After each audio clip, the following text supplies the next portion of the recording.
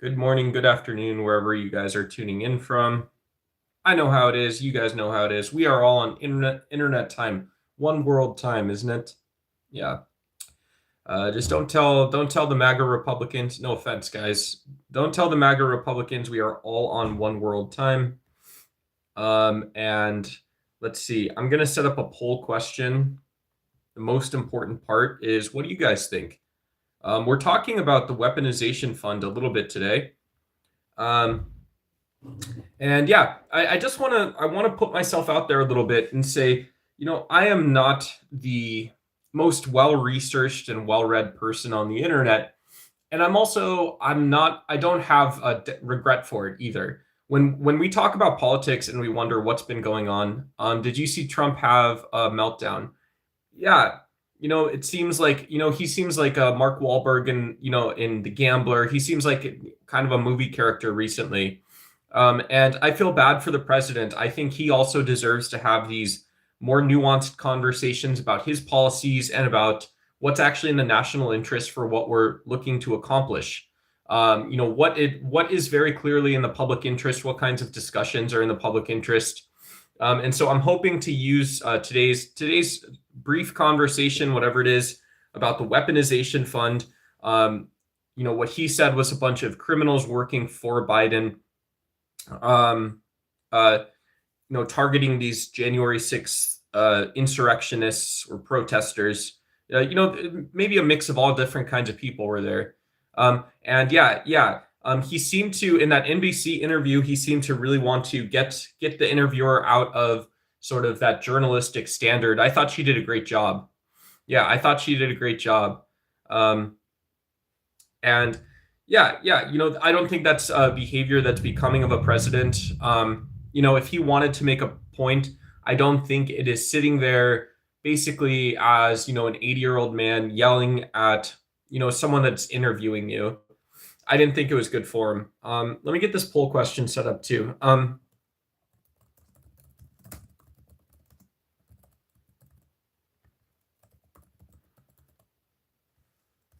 And you guys maybe will carry this chat today a little bit for me. Tell me what's important. Tell me what's going on in the world that I'm missing. Tell me who I should know about.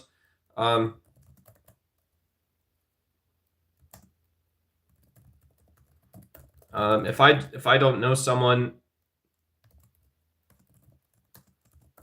then that's my problem. There's not a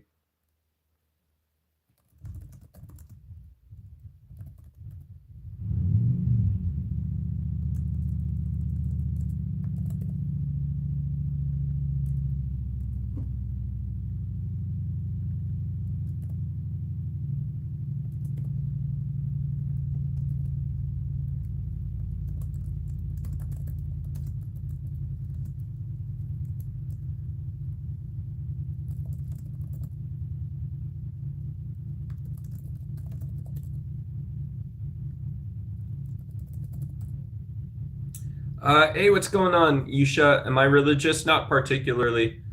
I would claim to be spiritual more than I would claim to be religious. But today I'm talking about politics a little bit. Yeah, my religious beliefs. I was raised Catholic. My religious beliefs don't really inform my political views that much. And yeah, this is kind of a well-studied position too. When people say this, it should be fairly common. It's not just an atheist thing. There's a Puritan preacher named John Wise who is very well studied in American political philosophy, political thought. He's not that important of a thinker, but he's well studied and well known. And even he, as a Puritan who claimed that we're all living in God's kingdom, did state very unambiguously. He stated unambiguously that when we're talking in a social context, we're talking about a society. The Bible doesn't lay out for Christians. The Bible doesn't lay out for anyone. There's no holy text that lays out what type of government and what sort of behaviors should be either prescribed or recommended, that describes how the complex social political space actually ends up playing out. So that would be pretty far off, right? You asked if I was religious, and I said I would claim to be spiritual, not religious. and you pushed it even further out to a very specific, very small religious claim. So you don't believe Jesus is God? No, I wouldn't. I wouldn't even want to talk about that, right? In the context of a theology, I'd be curious to understand what underlies that belief. If it is just a faith-based belief, which I believe it is, and most people do, I think, then cool. Yeah, that's awesome. Congratulations. I think it's great. Yeah, if you're asking for validation there, I would say, yeah, it's great. You have a faith-based belief, but I don't totally see. I wouldn't understand or see why why some Christians or Catholics would whatever, Christians or Jews or Muslims would need to be recognized in this way. I agree with you that Jesus is not. Okay, yeah, that still to me sounds equally crazy. That sounds equally crazy. Actually, the system you're living in is based off Christ. Yeah, that's factually untrue. That's factually untrue. It very much isn't. Yeah, if you actually want to go back to when Christian empires began failing systematically, Christian empires and city-states began failing systematically about the year 1500. It's very widely accepted. It's widely accepted that in the Enlightenment era in Italy, the sort of period of conquest, empire, militaristic bureaucracies, things that led to the Peloponnesian War, things that had led to Roman and Eastern Byzantine conquests way outside sort of the boundaries of what anyone would understand, right? These places claim to be democracies, and yet when you roll it back, who would understand what exactly their country was doing outside of the national boundaries, outside of the actual capital of Constantinople or Rome? No one would, right? And so you eventually get this little Italian peninsula that finds a way, finally, after 1500 years of about 1500 years of using monotheism, using the institutions of the church to promote diplomacy. But that goes away eventually, right? That goes away. Eventually, there's deep sectarian divides, violence along the lines of religion once again. And so, yeah, I'm explaining what it's based off of. So it's based off of history. It's based off of history that saying that even the type of claim, I hope you would understand this, even the type of claim that religion somehow produces stability or our government is designed based off of this. Yeah, it just doesn't make sense. I don't even know how to. It's not that you're making a great debate point. It's that idea is so fucking stupid. It's literally so fucking stupid and dumb that there's no way to even discuss that, right? Do you trim your beard? No, I didn't, but thank you. I appreciate it. Hey, good to see you, Kalesh. I don't know who that is, Dime. Sorry. Did you trim your beard? Donald Trump is a PDF. Someone says Mr. CTE. I'm watching from my jail cell in prison too. Cool. Hey, what's going on, Buttbuster? Yeah. So now the common era, how many world wars were started by religion? So now in the common era, how many I don't know what you mean by the common era after 12 AD, and yeah, what theory you're appealing to. Yeah, it'd be a great question. Yeah, what was the role? Wow. So is there a nuanced answer to the J6 weaponization fund? So far we have a 67%. We don't really have a representative sample size, but so far 67% says yes, let's get some facts or let's get some answers. So yeah, I'm very curious to, if you guys maybe aren't that interested in this US story about January 6th. It was a riot on the Capitol. We saw just about now it's been about 18 months ago in Korea. It looked like there was an attempt to suspend constitutional powers. So in the context of not Donald Trump MAGA, but in the context of democracy, we've seen these anti-democratization movements recently. And so I'm just wondering if that has anything to do with how we interpret news stories, how we interpret the events that actually happened. the people that were involved, the ideas behind it, the ideas that were sort of the beliefs that were sort of playing out that day. If a religion is true, do I want to follow it? Stick to the look. You look cool. Thank you. Yeah. Yeah. And so, if religion is true, would someone want to follow it? The common answer is sometimes yes, but I would say a better answer is how, when, or why. How, when, or why. There's lots of things that are true. I might say I believe democracy is the best form of government. Maybe I do believe in democracy.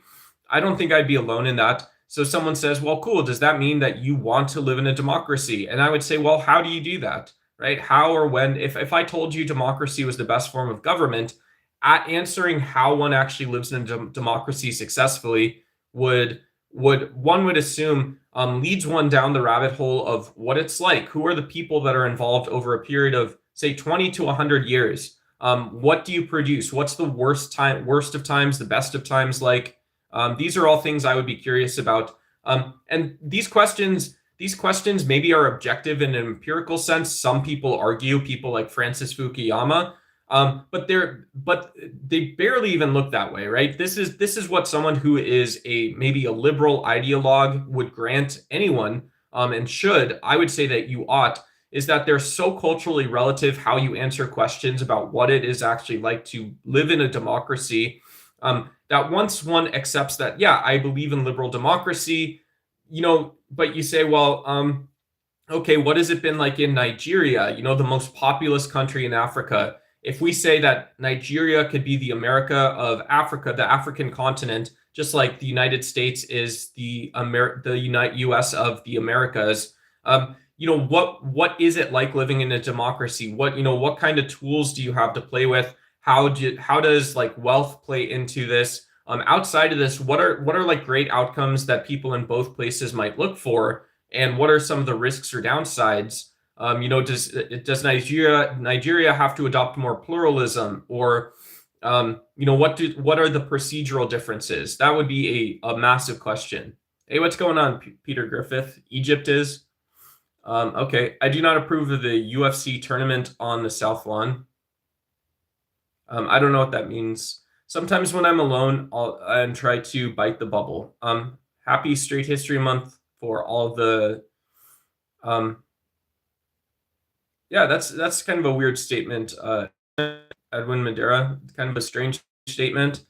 Yeah, it's a very strange idea that, these Proud Boy groups exist just for like masculinity reasons. This is, one of my things is, if there's a nuanced answer to the J6 weaponization fund, is it the case that this Proud Boys group has become such the center that they have presidential support? Their civil rights have been violated so poorly.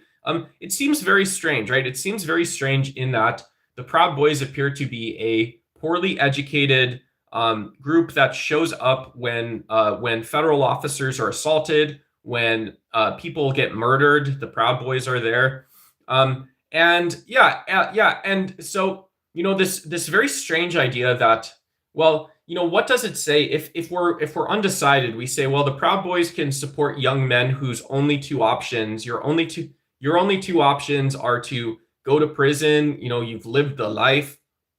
Bendito.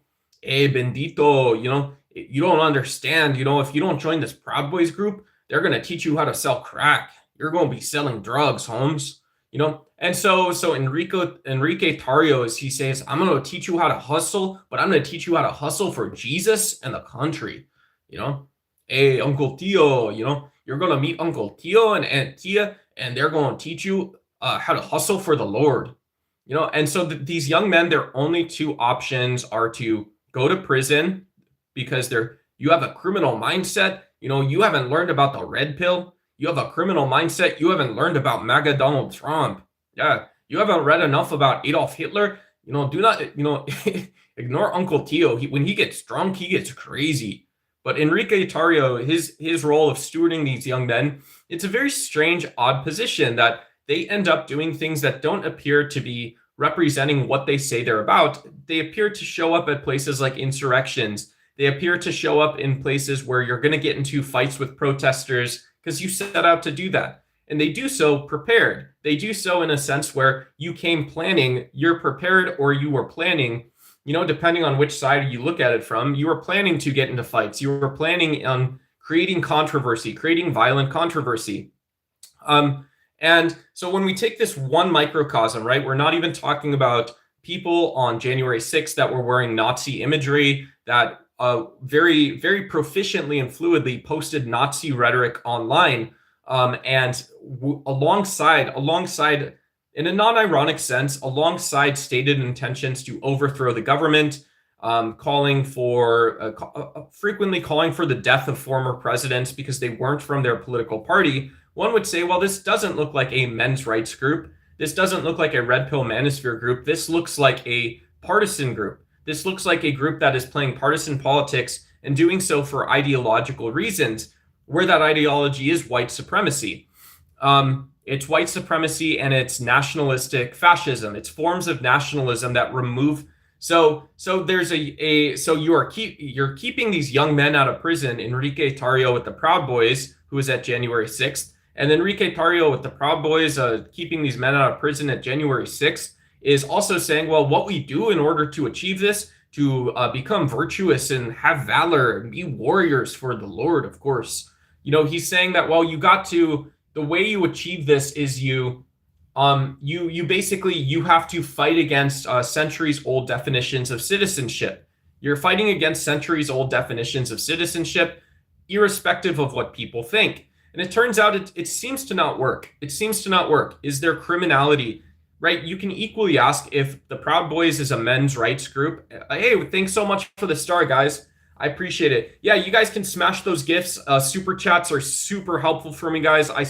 I'm not always online, but I am a full-time streamer, so any support you guys can show helps me out a ton, guys. Check out my most recent short. Show some love in the comments and the likes. I appreciate it. But yeah. So the Proud Boys, I think when we're talking about the DOJ weaponization fund, when we're talking about the DOJ weaponization fund and whether there's a nuanced answer, a nuanced interpretation of just the Proud Boys as an actor on that day it demonstrates to us that you can just as equally view this as a domestic terrorism organization or as a far-right extremist anti-government nationalist like the Boogaloo Boys or anyone else. The same thing. This isn't a male last chance group saying, well, you were just born a certain way and you were born to become a warrior. It's just unfortunate you fell into the trap of some idiot psychopath, right? Some dumb psychopaths. I'm brainwashed, bro. Prison is not for reform. Let me read this in my voice. Prison is not for reform. It never has been. If you're a criminal going to prison, you shouldn't expect someone to fix you. That's not anyone's responsibility but your own. Wow. Definitely. These are strong words, man. Yeah. Uncle Tio will call you. Aunt Tio will maybe text you and say, hey, Uncle Tio needs to get out of the house. He's gotten a new RTX 1650 gaming computer and he won't stop. So I told him to text you and go get drunk and watch football. So, when Aunt Tia texts you, you have to text her back and say, hey, Aunt Tia, I'm so sorry. I'm just waking up, but Uncle Tio is loco. He's pinche loco. You don't want to get him a michelada. Yeah, he'll have a michelada, but then he'll start drinking vodka or whiskey or gin. He doesn't care. He's too crazy. I'm going to end up in prison if I go drinking with Uncle Tio. Nobody's going to fix him. What's fixing me is not going to drink with Uncle Tio.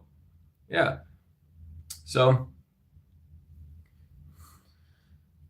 So do you want to say there's slavery in Africa? Hey, what's going on? Quick edits. 11, good to see you.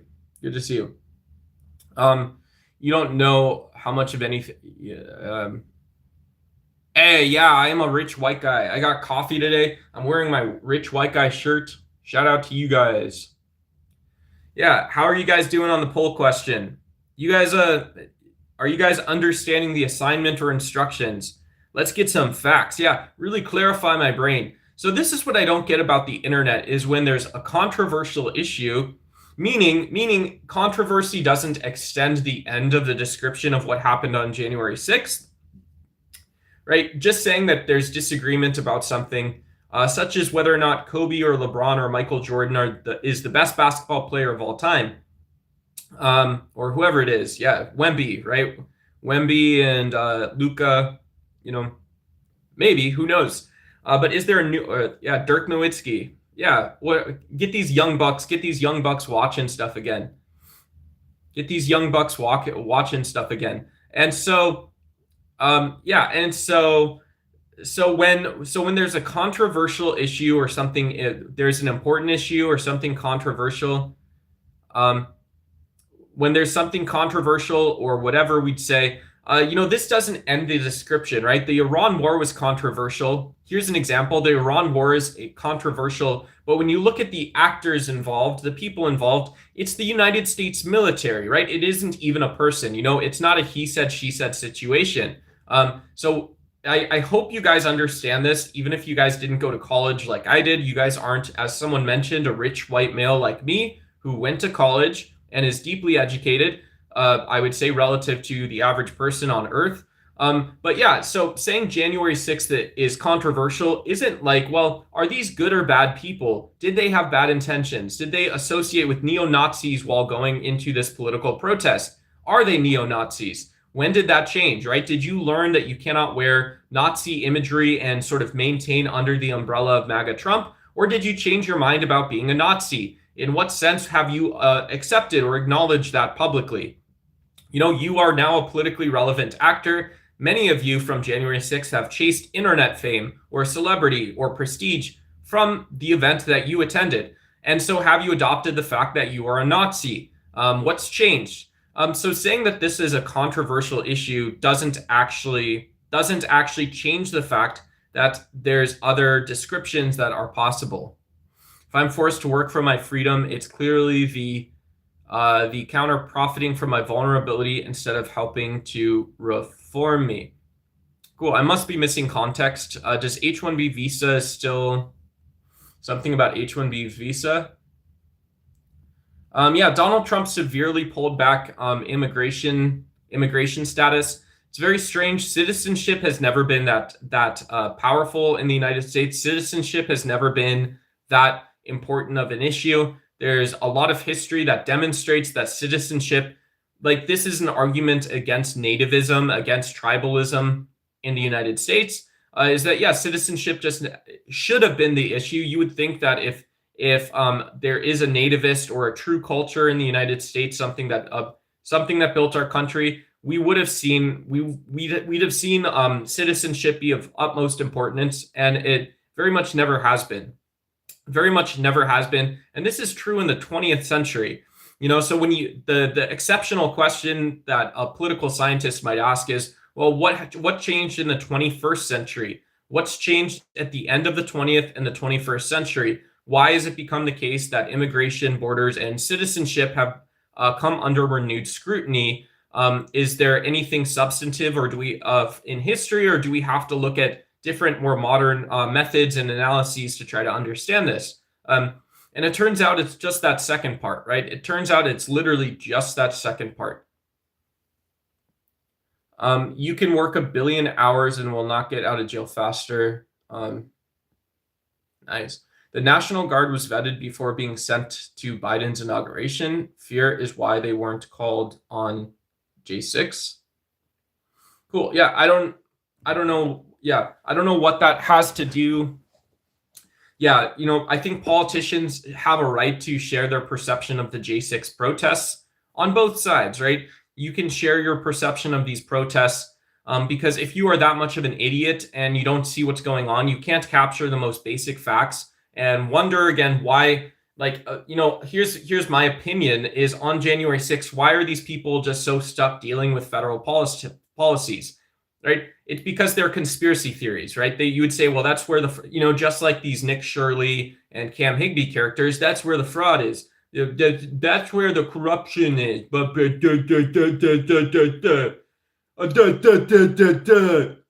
That's where the fraud and corruption is what you say. And you say, well, no, that's what a conspiracy theorist says. Yeah, that is what a conspiracy theorist says. That's not where the fraud and corruption is. And so I think it's great. Yeah, if you were in Congress or if you were part of the executive and you're wondering, do I send the National Guard to this protest? What do I do next? What is your perception if you're in the National Guard and you're seeing these J6 protesters? Is this more or less grave or consequential in the moment, in reality, with what you're actually dealing with the No Kings and the anti-ICE protests? Which one of these, in reality, is actually more consequential or grave? One would say January 6th, probably, right? These were armed militia groups. Can we stop engaging with Peter? Agreed.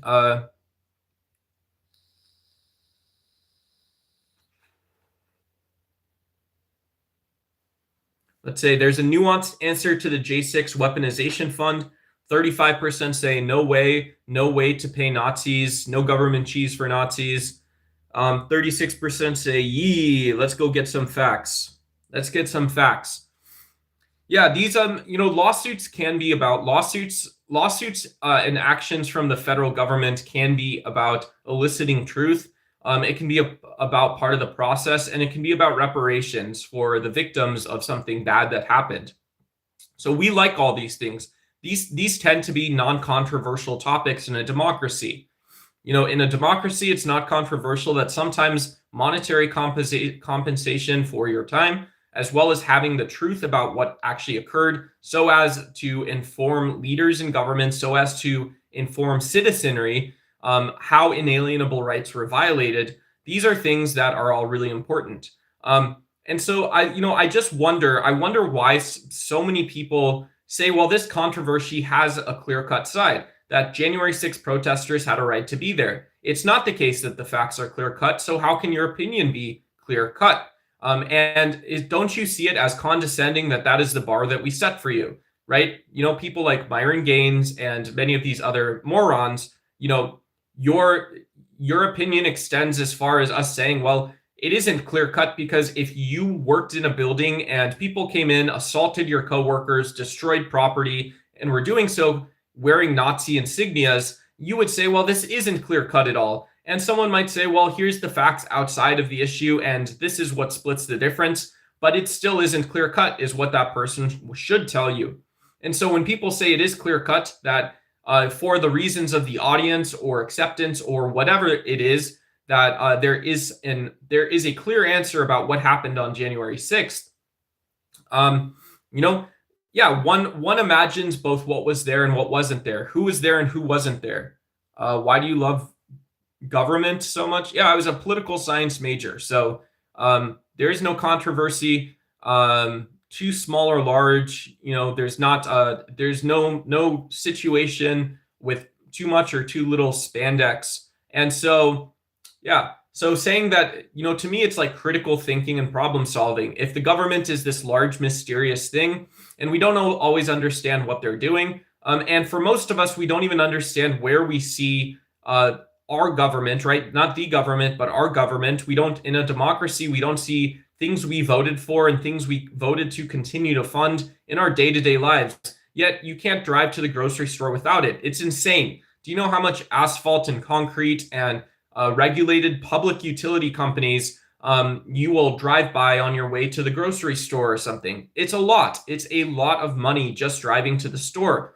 And you might say, well, this isn't like covered wagon. Okay, cool. So go convince people. If that's what you actually feel, go convince people of the covered wagon. Go get some answers. Go get some facts. Don't just make it simple because it's convenient, right? You are an idiot if you do that. So if you want to prescribe that I love the government so much, I disagree with everything you said, but there's an answer. So what are good protests and what are bad protests? I don't understand. That is a question solely inside your head. That is a question that exists only in your head, what good protests and bad protests are. You can refer to the essay Civil Disobedience. If you want a normative direction, saying that governments that have gone too far astray for expediency, for convenience. Civil Disobedience was written during the Mexican-American War. It was a war that became increasingly unpopular over time in the United States and ultimately ended with the selling of territory and the assumption of debt by the U.S. And so, yeah, we won the war. We gave them money. We took debt off the table. And so people that said, dumb shit like Donald Trump said, these are free riders, right? These are free riders. It turned out this was a war for territory. This was a war for territory. And so it was Henry David Thoreau, I believe.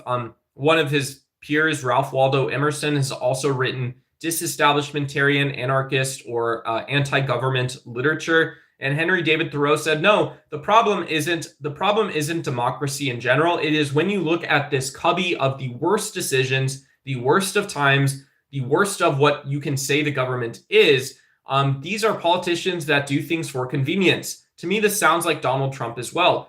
People that just go along with the message. They say, well, if I do nothing, the do nothing and know nothing MAGA Republicans, the do nothing and know nothing Democrats. Sometimes it's okay because doing less is actually a better form of government. In other cases, you see that, well, these people get people riled up and excited because to them, doing nothing is for expediency. It's for convenience. It's for ease. It's for just what you think is going to happen anyways. It's when the gears and machinations of society, a positive study of a society tells you what's going to happen anyways, and politicians go along with it. Politicians go along with it. And so when you say good or bad protest, this essay, Civil Disobedience, says we have an obligation to disobey this type of government.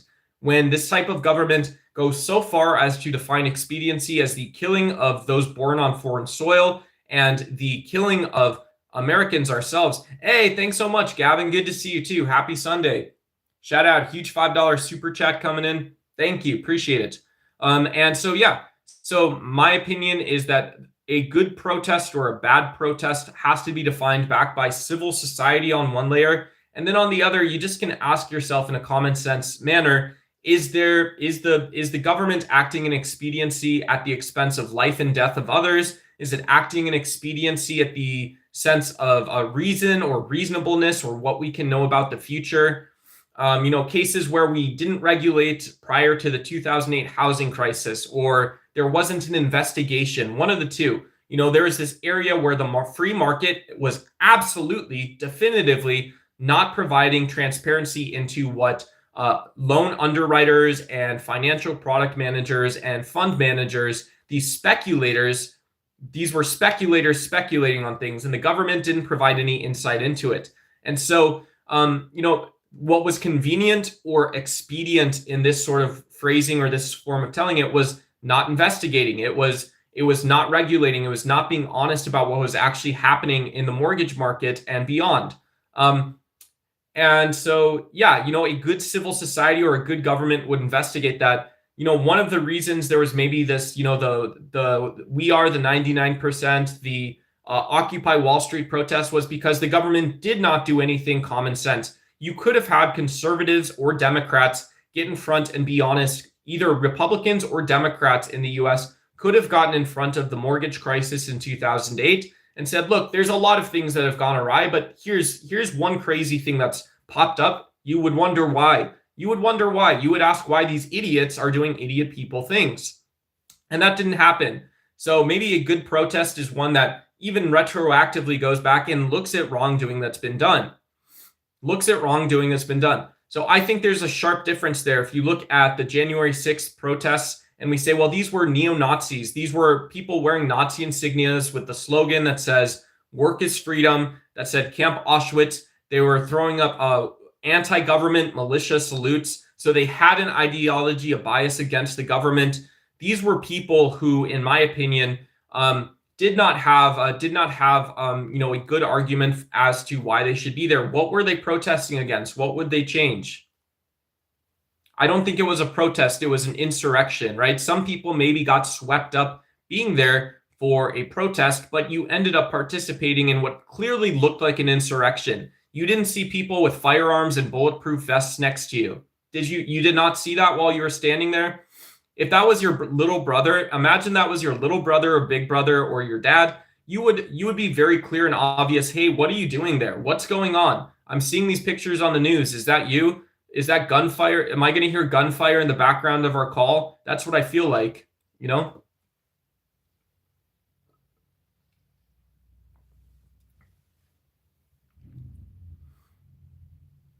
Sending James dash PR4BF says sending billions of dollars overseas every year isn't protest worthy, but protesting to keep illegals in the country is.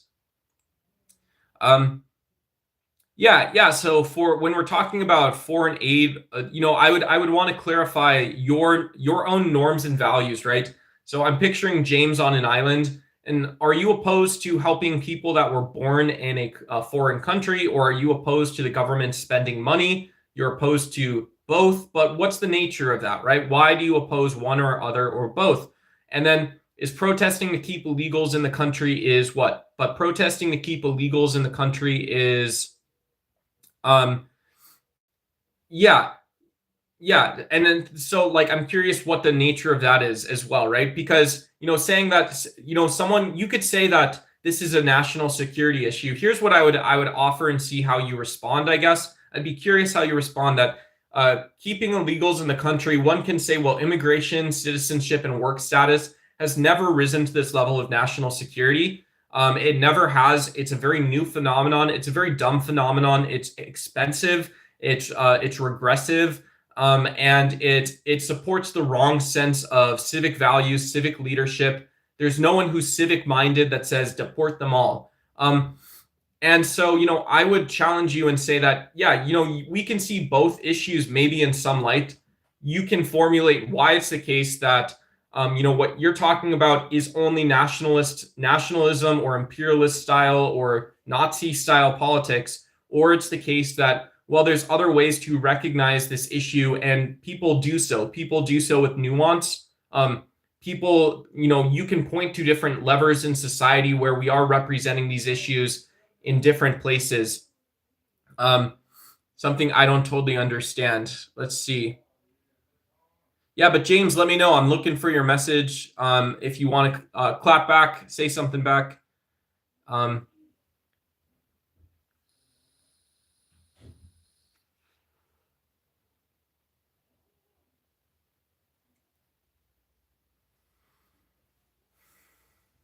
Yeah, guys. Please don't touch on. My friend Alex died in a mass shooting, so I'm not gonna like. Yeah, but it's weird because this is why I don't entertain conspiracy theories, because there's literally, it doesn't make any sense. Yeah. So it would be very strange that the person I played guitar with and played video games with and played football with and went out to eat, right? We went to prom together. Like, it would be very strange to say that this was the guy who this was a paid actor. He definitely wasn't. Yeah, he definitely wasn't. Yeah.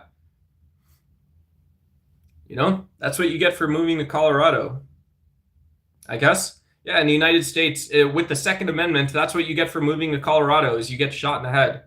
You get shot in the back 4 times, then you get one in the back of your head while you're covering your girlfriend up from the mass shooter. Yeah, those are paid actors. That's the Second Amendment. Yeah, that's what you get for guns, is you get pop, pop, pop, pop, pop, right? Yeah. Hey, and now your brains are on your girlfriend. That's crazy, huh? That's wild. That's really wild. That's a true story. That's real life. The boomers own more wealth after all the generations combined. As they get older, that wealth is handed down to the next generation through inheritance and services rendered. Yeah.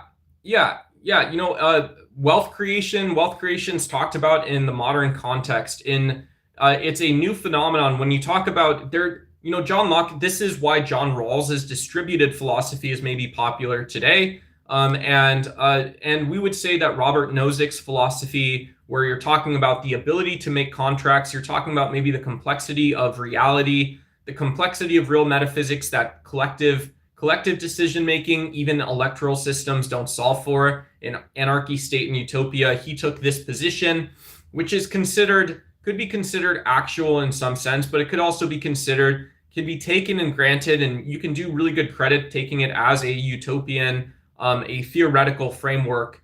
In the same way that oftentimes Rawls, you have to break from Rawls, right? He's not meant to be describing the world as it is. But game theoretic thinking, both game theoretic thinking or these metaphysical justifications, maybe sort of the nudging of terms like justice and morality over to metaphysics.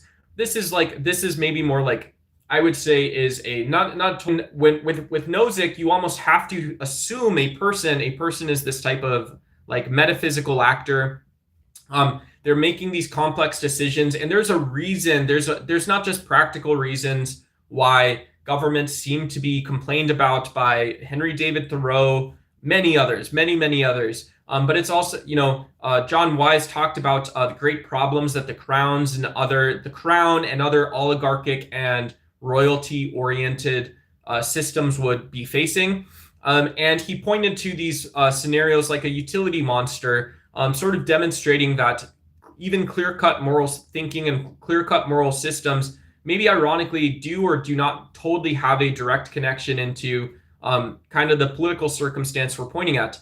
But when we're talking about wealth creation and inheritance, Rawls goes directly into that question. He says that, yeah, people are naturally going to be thinking about the distributions of political goods. Political goods can be rights. Political goods can be protections. Political goods can be access to institutions. Political goods can just be knowing you're in a society with those institutions. Who said access? Nobody said access, right?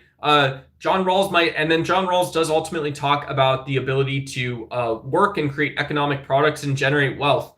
And he says that we think about these in game theoretic senses as well. We do so without bias toward any person in a society behind a veil of ignorance. So John Rawls's word is that I don't know who I am. I don't know who you are, in the sense of good justice, doing good justice. What do people act on and behave upon? Yeah, interesting stuff. And so, you get these views of anarchy as well as distributive justice, which it's not patently democratic, but some people would say it tends more toward, I don't know, tends toward the right or the left or something. Oh, shout out. Thanks so much, Vortex. I appreciate it. Oh my God, that's a good one too. We got Kinetic Kel with the gift membership. That's awesome. Kel's one of my friends on Discord. Kel and I do debates on other channels. We used to more so, but we'd bump into each other in the debate space. So that's super cool. That's an awesome gift membership. Thanks so much. Appreciate it. But yeah. So anyways, with boomers with wealth, I think there's still more nuanced ways to talk about things like, this is what I want. This is why I believe in meritocracy still in a democracy. We should wonder what people are best doing with their time. And if you're prescribing what's going to happen in my life, Republican, Democrat, conservative, progressive, I don't care, right? I don't care who you are. I don't care what it is. I want to know who wins, who emerges from this, guys. This is common sense thinking. There is no such thing as the far left. There's no such thing as the far right. You guys can be, no offensively, we can go to a barbecue together, but then both of us, right? I'll flip your burgers one day and put the fries in the bag for you. And then the next day you're going to be doing the same thing to me, right? The next day you're going to be flipping my burgers and putting the fries in the bag, right?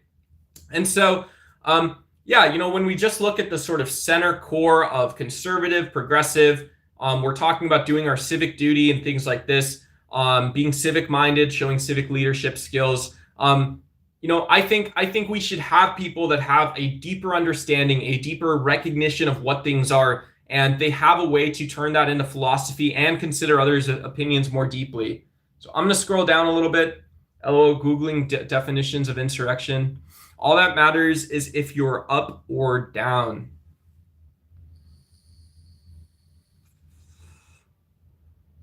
I don't think it was an insurrection, more like an aging, failing old man riling up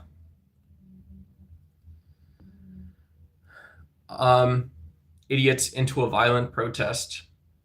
Yeah, I mean, it's very strange. There were anti-government militias. They did things like they brought a fake gallows out, but they did have symbols and, icons. And so it's very strange, you have all this stuff and then you see that there is actual physical violence against the locations and the people that are there. The protest is carried out under a threat of violence, and then violence occurs. So,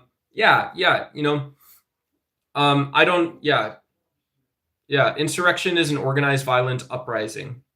Right. If you have to fall back to semantics, you lost the argument. Yeah. When you are, I think that's one problem when you are. So semantics is talking about meaning, what things mean.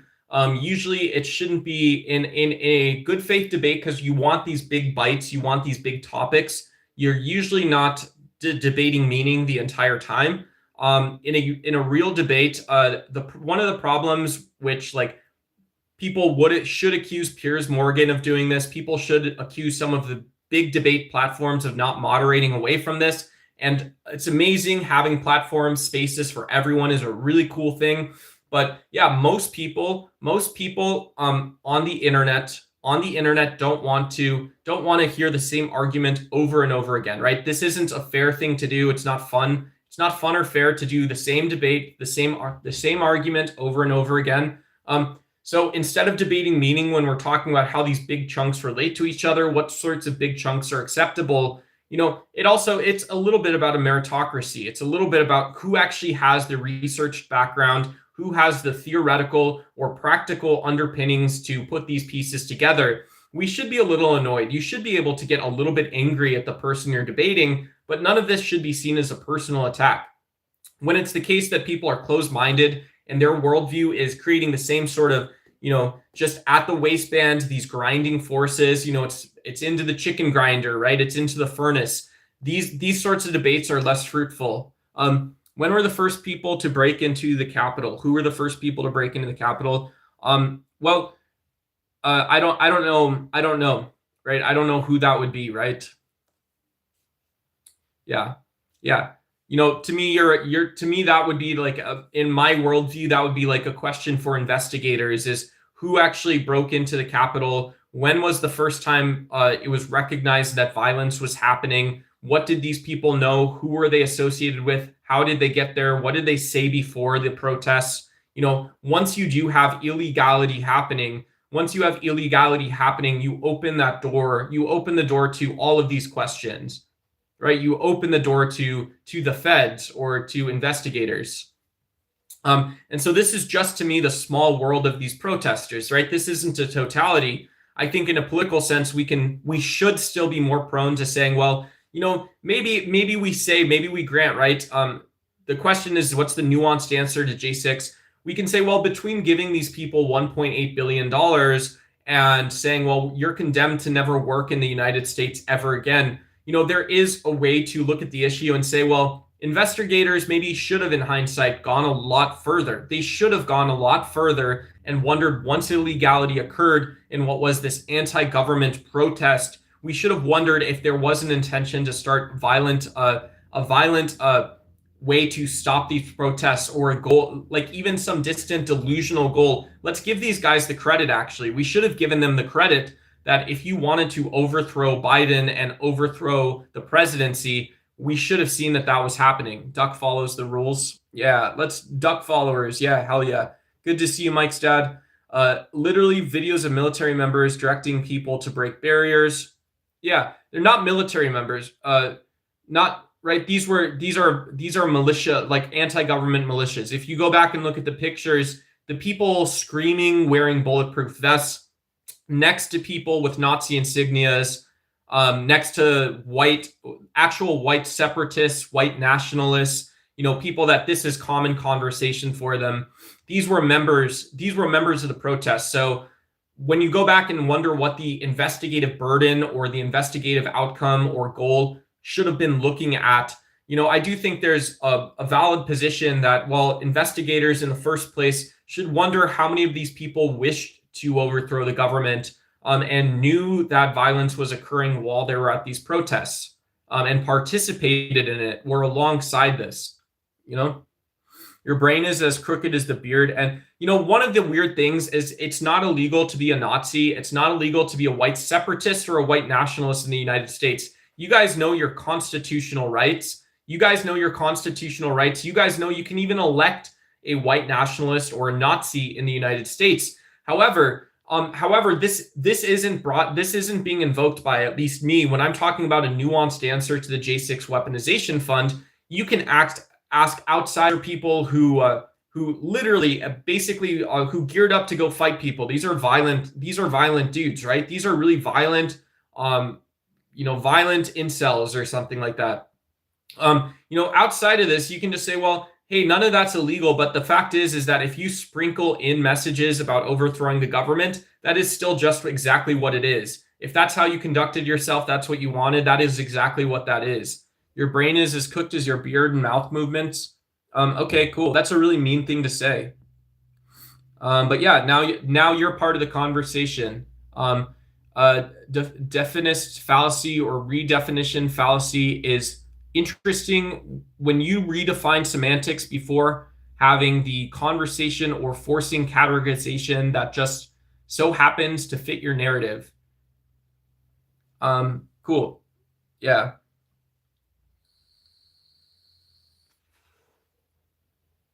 Yeah. I mean, I would mention that there's arguments about when and how you sell the pussy. And there's also arguments that are like, yeah, a good question someone might also ask is like, yeah, your girlfriend just does their hair, sort of like has a spa day. After she fucks you, what do you do?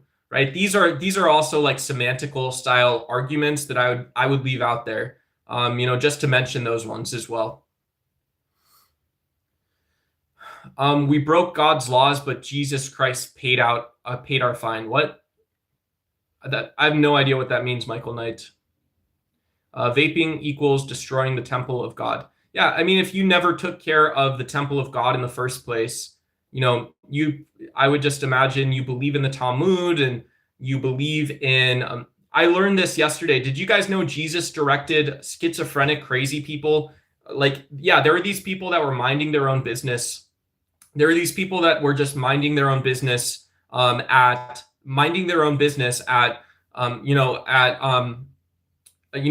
whatever. There are these people in this ancient city, and they were playing in the tombs. They were doing this and that, and Jesus directed them to go slaughter a herd of pigs that didn't belong to him. So he told these crazy people, go kill them. And these people said to Jesus before he told them to do this, they said to Jesus, they said, stop torturing us, stop tormenting us. So Jesus psychologically and emotionally abused these people until they went and killed innocent animals. The Bible isn't vegan. The Quran and Surah, shout out to my Muslim friends on the channel. But the Quran and Surah also not vegan, right? You're supposed to go kill a ram to feed the neighbors. Yeah. Hey, great job. Thank you, God. Thank you, God, so much, right? What kind of religion or Bible is this? On the one hand, you have a prophet. Your prophet is torturing animals and torturing schizophrenic people, so much so that people are afraid of him. So he breaks the law. People are afraid that he's around, and he's asked to leave. They say, get your ass on a boat and get out of the city. You're out. Yeah, this isn't you guys, I don't know your name, your username, but this isn't Michael Knight time to spread the gospel. This isn't Michael Knight time for Michael Knight. Thank you. Appreciate it, guys. You'll be back next day. If you want to subscribe, come talk politics. We'll see you then. Take care. Bye. Billionaire, bye, right? Yeah, you the person, you guys, you the person is always appreciated. If you guys want to make your own content on my channel, do it, but do so other people get value out of it, right? I don't need to be the biggest swinging dongus here. I don't need to be the BSD here. It is the DuxY channel. My name's Dux, so that would allude to that is who I am. But if you guys are making your own content in the comments section, you're distracting, you're not contributing anything to the topic, and in any world, it's difficult to wonder if you are asking people to just do brain rot, right? I'm going to boot your ass off the channel for at least the day. If you're asking people to rot their brains for you to make comment in my comment section, I'm going to boot you off the channel for the day. Next time I see it, or if I'm in a bad mood, I'm just going to ban you from the channel. Yeah, brain rot, and this is the same thing. Like, you guys should celebrate if you guys get kicked off or banned from one of these brain rot channels. Okay, cool, right? Go to Wikipedia, go to Google Scholar. It's scholar.google.com. You can look up white papers. Go find core papers in political science. You can go read Hans Morgenthau, Kenneth Waltz in IR. You can go read John Rawls and Robert Nozick came up today. You can review objectivism, read Ayn Rand, read essays and shorter versions, find a decent blog, but go read the actual source people talk about. Go read John Locke. Go read Rousseau. Go whatever. Go read Gloria Steinem. Go read from the perspective of the human animal and the human tribe. Read your favorite authors in a perspective of many people's different perspectives. Wonder how this should have been received and how it was received by different people in the time and context it was written. Wonder what the only modern meaning is. Wonder what the idea is. Those ideas don't change that much. John Locke talks about property. He talks about reason. He talks about how at the end of it, way outside, way far away from government and society, God is the justification for natural law and natural rights. God is the justification of an ought claim. And this ought claim only gives us the sense of justice, which is freedom from tyranny, freedom of liberty, right? These terms sound great. They don't sound controversial. You can read this text in the context of how other people would interpret it and read it as well. So, yeah.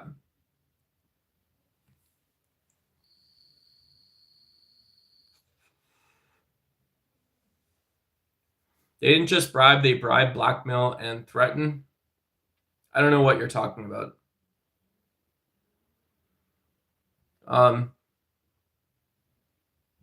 Right? Yeah. Yeah. I think some people in chat, you guys are finally going to wake up and realize that when you've done MAGA politics and you don't actually have a grounding in what nationalism is, you cannot relate in any world what nationalism is taken to mean to the present context. You're not a neoconservative, or you are a neoconservative, right? So you're not a nationalist or a fascist. You're a neoconservative. But you can't explain back to me what that means. You couldn't actually consistently explain back what these terms mean. You can't explain back which actors in what society typically perform which role, and what the logic is, what the reason is, why we see certain outcomes. It doesn't make sense. Yeah.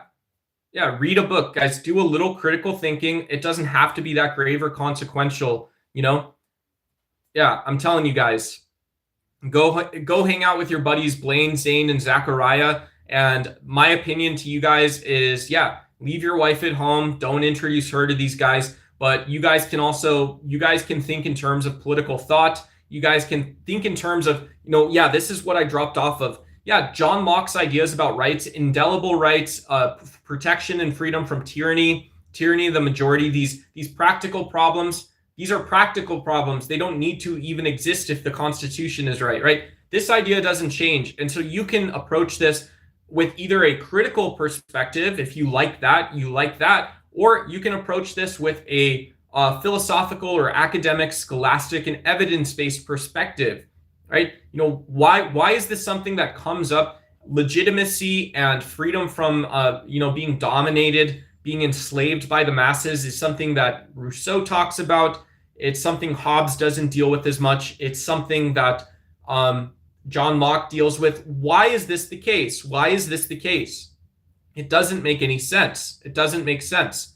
You're asking for a rich white male to protect you. You're asking to celebrate billionaires getting richer off of your time and money while you're doing brain rot. You're going to rot your brain so others can have more. It doesn't make any sense.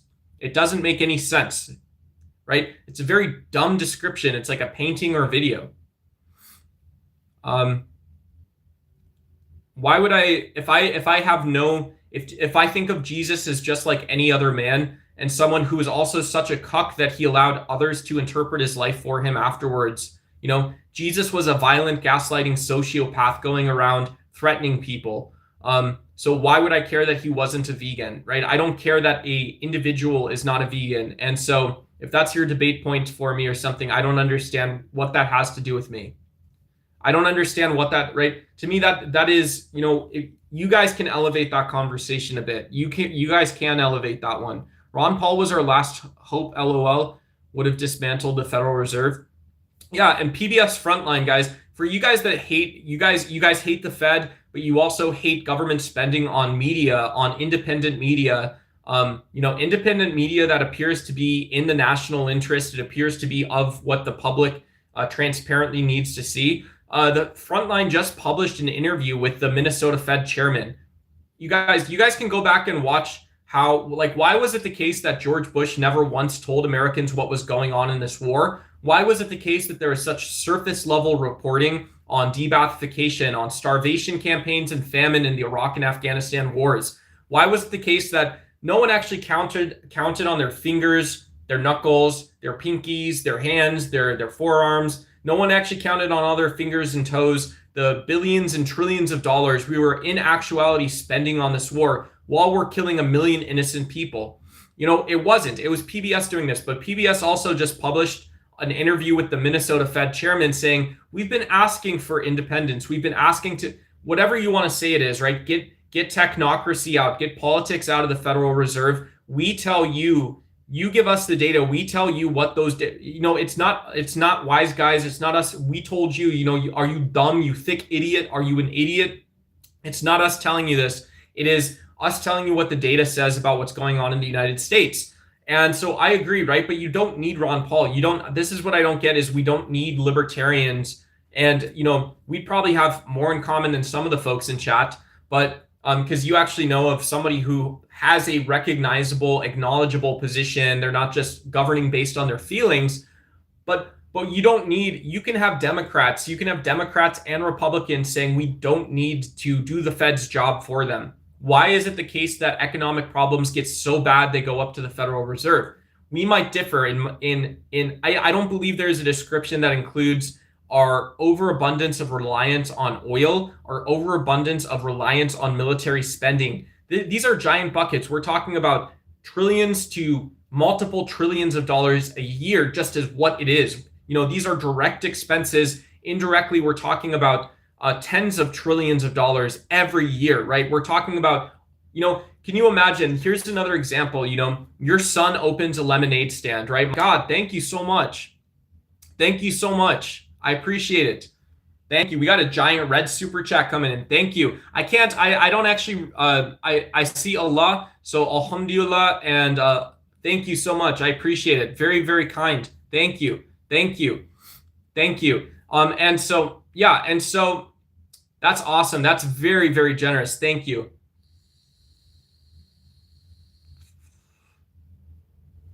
Yeah, that's a huge super chat. Thank you. I appreciate it.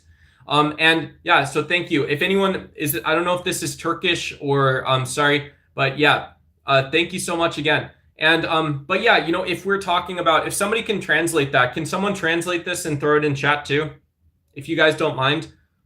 But yeah, when we're talking about if we're talking about the Federal Reserve, we're talking about the Federal Reserve, or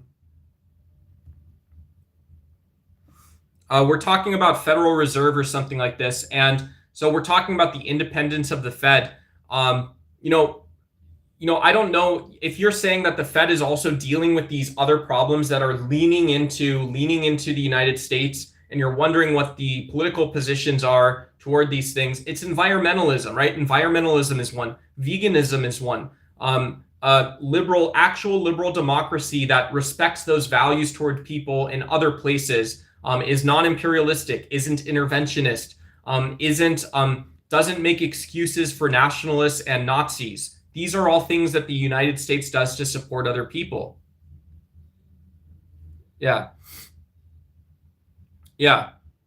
These are, and so, being able to take larger chunks of a topic that people are passionate about, does involve, to me, this goes back to why don't we have independent journalism in the United States, such as PBS? Really, without, when you look at why PBS exists, it's not because Joe Biden can speed dial them. It's not because Kamala Harris or AOC. It's not because Democrats and leftists speed dial these media outlets. It's because it's independent.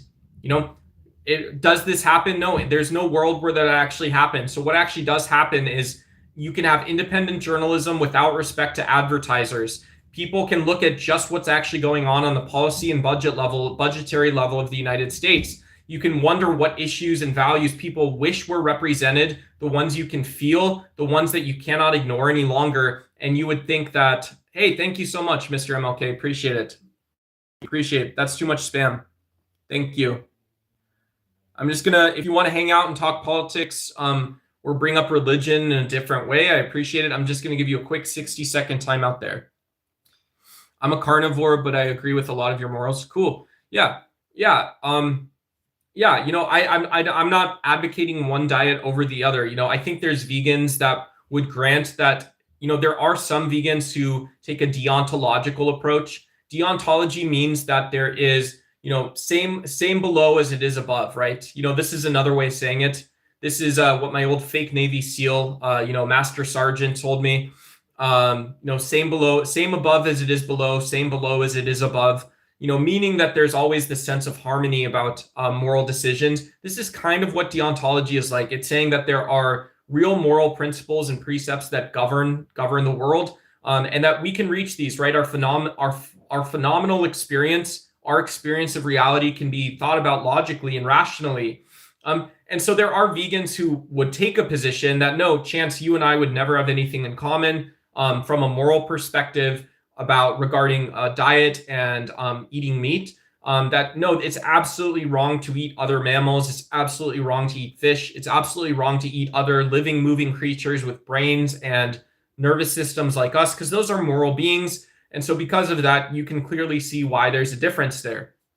But others might say, well, there is a gray area. There's not one. It does seem to be there is such a thing in the universe. This is talking about reality. Is there such a thing in the universe that it is less exploitative? There is such a term. If I signify, in philosophy, I either create a statement or some form of proposition, or I signify that there's something that is less exploitative.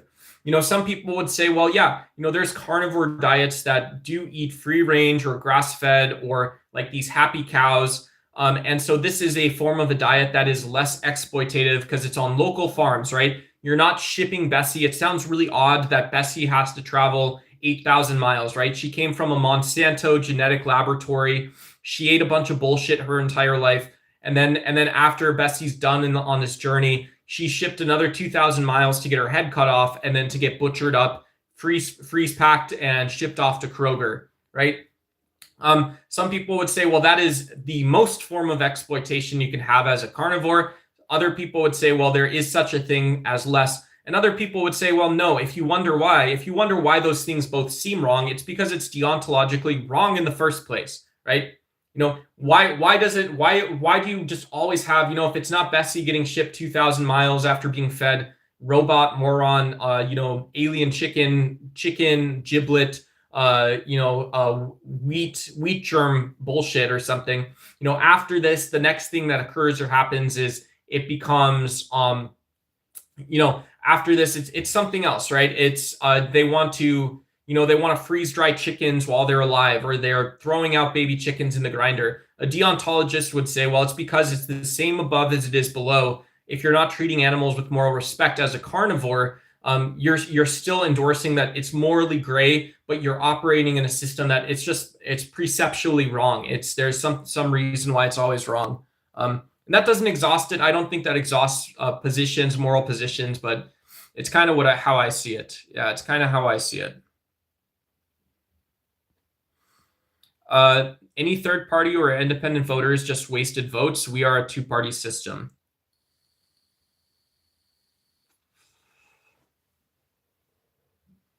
Any third party or independent votes just waste votes. Yeah, maybe. My response to that is, in a democracy, elected representatives have to represent their constituents' wishes as well as what's in the best interest, right? These two-party, whether it's a parliament or a two-party system, the point of having an electoral system is you can develop professional politicians for better or worse. You can also develop those politicians. It's a very complex state, I would say, very complex one. I don't think it's that simple, but yeah, so your politicians develop expertise in law and representing people's interests. And theoretically, they're free of majoritarian and minority pressures for the 2 or 6 years they're in office in the U.S. And when you have third parties that play a role in elections, you imagine their voting issues and their values could and should be more represented and present in Washington. I think this takes it takes a village if they say this. I don't see why that's not true. But yeah, I do think that when third parties play a significant role, or when we see upset candidates, whether it is the MAGA Republicans or it's someone like Zoran Mamdani, this requires a lot of discourse. It requires a lot of discourse to discuss what we're talking about. Factory farms are evil. Yeah. Big regenerative aghead. Yeah, factory farms are pretty. Yeah, factory farms are. Yeah, just the sense of it. When I used to walk by cow patches and stuff like this, I would think cows are. I would think cows are friends. Cows can be our neighbors. There's our social machinery seems to. You might say this is misapplying social machinery, but it's not. It's just not true. We are social with animals in the same way we're social with humans, in that we shape ourselves to be around animals. I think this is like science-based fact. And yeah, factory farms disregard this entire aspect of humanity, an entire sort of subset of beingness in general. So that's one of the reasons I'm vegan from like a pro-health reason. Is yeah, it's very weird to say, well, my dog might as well just be a pig. My dog might as well be a pig that I'm going to slaughter. I would never say that. I would never think like that. It's the opposite, right? I think that when people say, this is my daughter or this is my son, I'm a dog dad. I think there's some truth to that. I think there's some reality there. To think that you're going to go to certain countries and be a pacifist is the height of ignorance. Yeah. I had to back up to hear you say, God, thank you so much, because I was confused thinking you didn't believe in God. I didn't say, God, thank you so much. Oh, is that what the message said? I had to back up to hear say, God, thank you so much. Yeah, I don't believe in that version of God. I don't believe in, but also I think when people exclaim toward the Lord, these are philosophically relevant questions. In my own opinion, I don't think someone that says, thanks be to God or praise God, I don't think that person needs to be interpreted or taken to be saying, I don't need to assume that it's my conception of God in that view. And I don't need to conceive that you're praising all of this omniscient or omnipresent being either. So this is, I think, one of the spaces where we do want to be good faith. Good faith meaning we're wondering what underlies a testimony or a faith-based belief. If we're having that type of discussion. But I don't think I said thanks be to God. I don't think I said praise be to God, right? I don't think I said that. I don't know why I would need to say that. So yeah, absolutely lose arguments. Gotcha. Yeah, if you're, you and I don't think here's where I'd split the difference is you and I aren't living in a different reality where I did say praise be to God. We're living in the reality where I didn't say that. And so because we're in the same world, and my argument is there's many arguments to support justified belief in a deity. There's many arguments that I might grant that justify a belief in a deity, but there is no, even in that world, you can never point me to something, right? It's not only not empirical, but there isn't anything real or instantiated about God, right? Your God is a fiction. That's what I would say. The root issues are what matter. Fully agrees. Yeah, just get to the topic. I found the most moral and healthiest approach personally. Understand the arguments. Yes, good breakdown. Yeah. Pre 1929, we had one representative per 30,000 population. After 1929, it capped total reps, and we are closer to 1 per 80,000.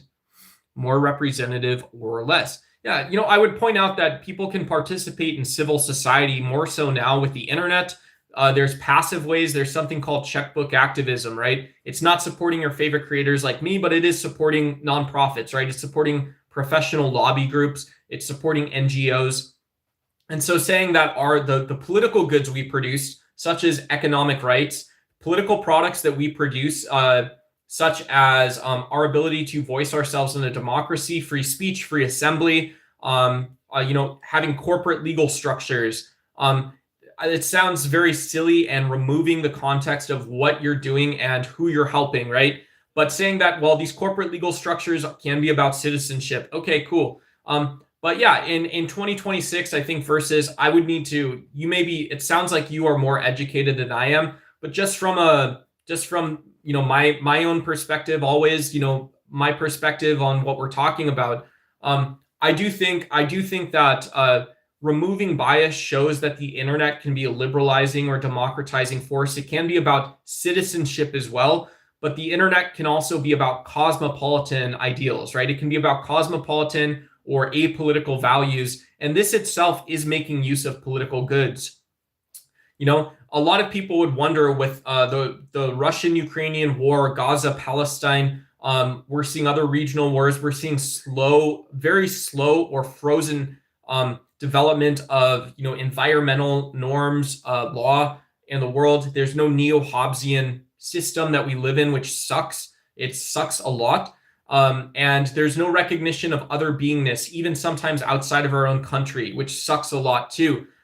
It's really difficult for me to think that Washington has to be the one standard bearer. So I'm changing the topic, I'm changing the discussion, but I also think that is the discussion that people have wanted to have in a democracy. If we're talking about democratic representation, but why is democracy different than socialism in a sense? Or why is democracy different than fascism in any sense?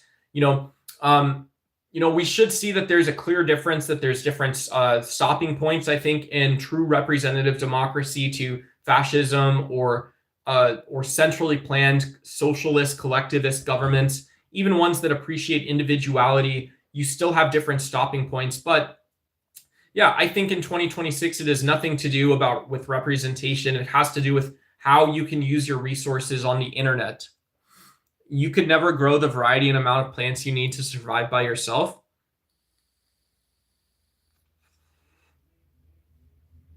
As a vegan, you could grow the variety and amount of plants you need to survive by yourself. Maybe, right? If I remember correctly, you can fact check this, but the vegan, like Seventh-day Adventist diets and like Mediterranean vegan diets are like one of the best for health and life expectancy. You want to live a long time. So what do you do if you want to live a long time? You want to live faster, you want to live a long time. But some of the other healthiest diets are black beans. Yeah, black beans, arroz, papas, right? It's rice, potatoes, it's black beans. These are foods that are high in proteins. A bean is a balanced food. You get whatever it is. It's 20 grams of carbs, 8 to 10 grams of protein, 6 to 10 grams of protein. What's the difference? And 20 carbs, whatever it is. So you say, well, when you add this up and you say that there's hormones and micronutrients that keep you healthy, you can eat and not feel like you ate all day.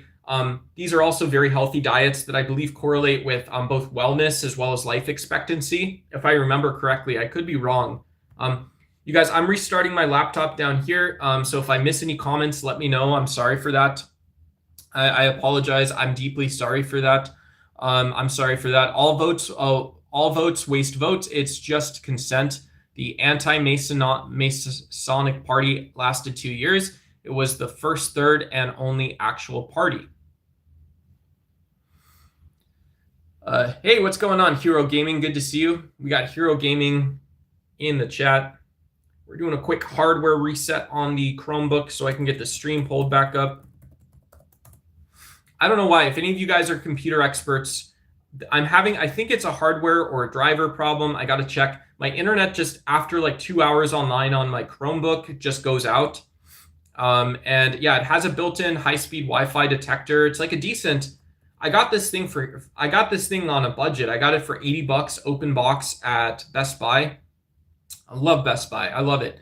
And it's got like the nice MediaTek AI chip. It's got, decent caching and stuff like that. Not the best, not the worst, but it runs, Compiano. But anyways, the Wi-Fi hardware keeps freezing up. I don't know if it's a memory issue. I don't know if it's a hardware and driver issue. I don't know what it is, but it's very annoying. Anyways, I am back. I'll show you guys this if you guys want to. If anybody's interested in becoming a DuxY member, these aren't the most popular, but we have just to show you guys I'm back online too. And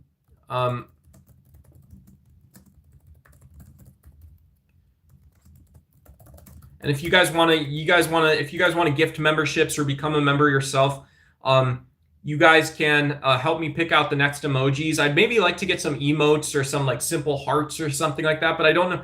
I'm happy to spend some time designing an emoji. either using like a design tool, or if you have an idea, I can spin it up on ChatGPT and throw it in next stream. But if somebody wants to help me pick the next emojis we're allowed to have, you want to gift memberships, you want to become a member, let me know. Our art series, it's meant to just help us integrate our brain, talk politics in a fun sense a little bit, guys. Yeah, we want to be able to talk in a fun sense as we're, whatever. I'm not a cult leader, but if we are in motion together, we're asking what it means to have a conversation. I want to be able to have that conversation while we're talking about what's actually happening in a society a little bit, guys. A little bit. Yeah.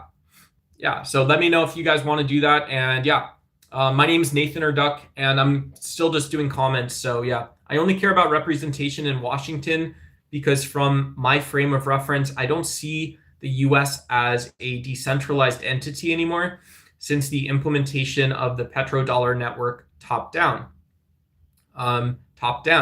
Yeah.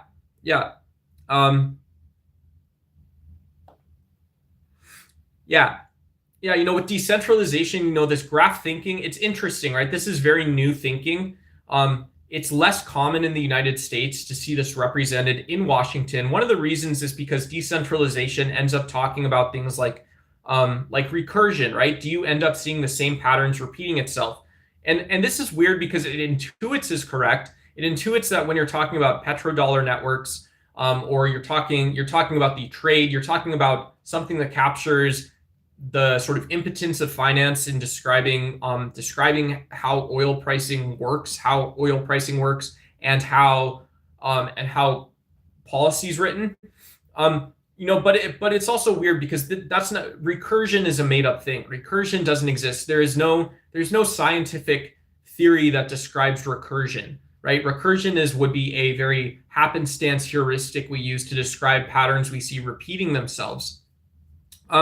And so it's interesting because I could, why not flip this down? If you say it's top down, why don't, and we're doing rhetoric, why don't I say, well, representation is what is recursive, right? It is the will of a free people that is recursive. It is not the petrodollar network. It is not meant to be decentralized in any sense, right?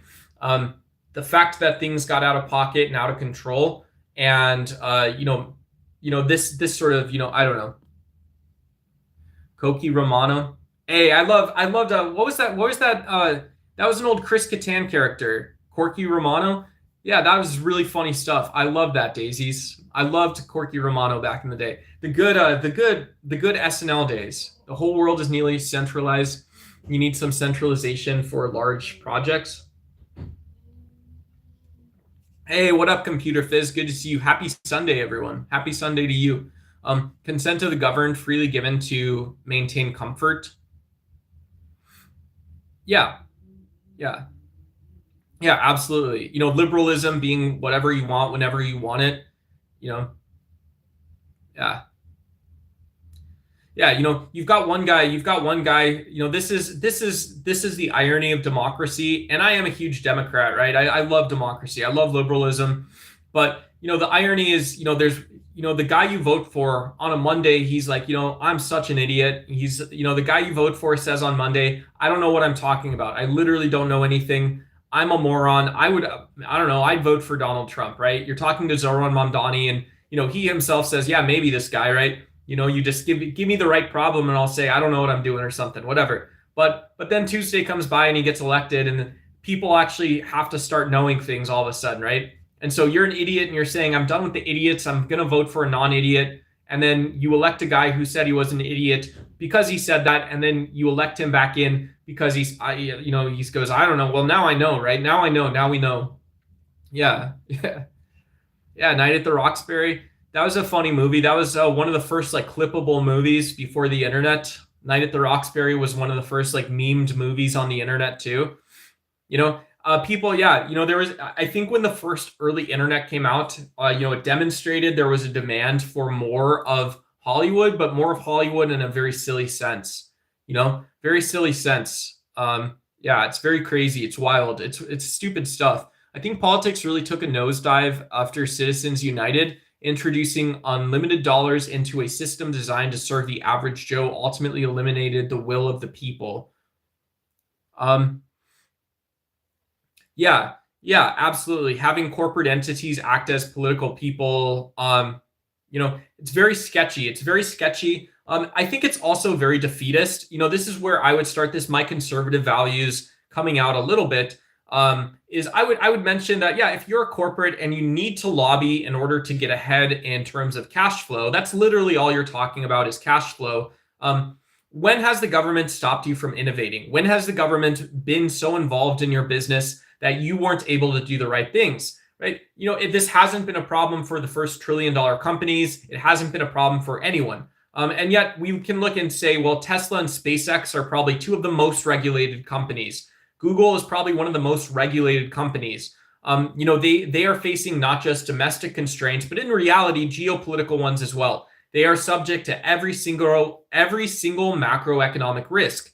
So this isn't meant to be a totality, right? Because I'm in the U.S., in the United States, or in China, when you're talking about common sense, whatever you're talking about, just having that view that it's very odd. It's so odd to me that as a progressive Democrat voter, why don't I see Google being like, Google and Amazon being like, let's support all of the big far right MAGA candidates. Why aren't these national imperialists when they should be, right? They have a profit motive to get government away from business. Go vote for all conservatives that want to deregulate. It doesn't totally make sense. And so this to me leads to Citizens United types discussions, because in some sense, it's like, well, you don't want someone to put you in an ankle lock. You don't want someone to put you in an arm lock or a headlock and wrestle you down if you're a CEO, you're a fiduciary, and say you can't lobby, you can't be in Washington. You would never want that. And even as, you guys are talking about why people don't want corporate dollars, they don't want corporate interests impacting us on Main Street. And the best way to say that, I also think that there's corporates that would say, well, we don't need to have unlimited lobbying. It's very stupid. It should be the one meeting that really matters. If you guys did a good job not electing morons and idiots, and they have to listen to us. Yeah, David, it was a very generous donation. Yeah. So, generous donation. Yeah.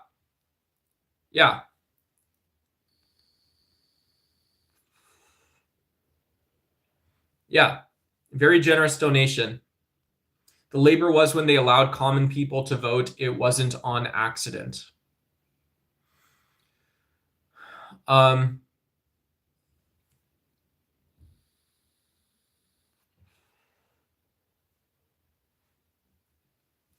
Yeah, absolutely. When with labor movements, I think again, this to me is like saying that maybe you're a proclaimed leftist.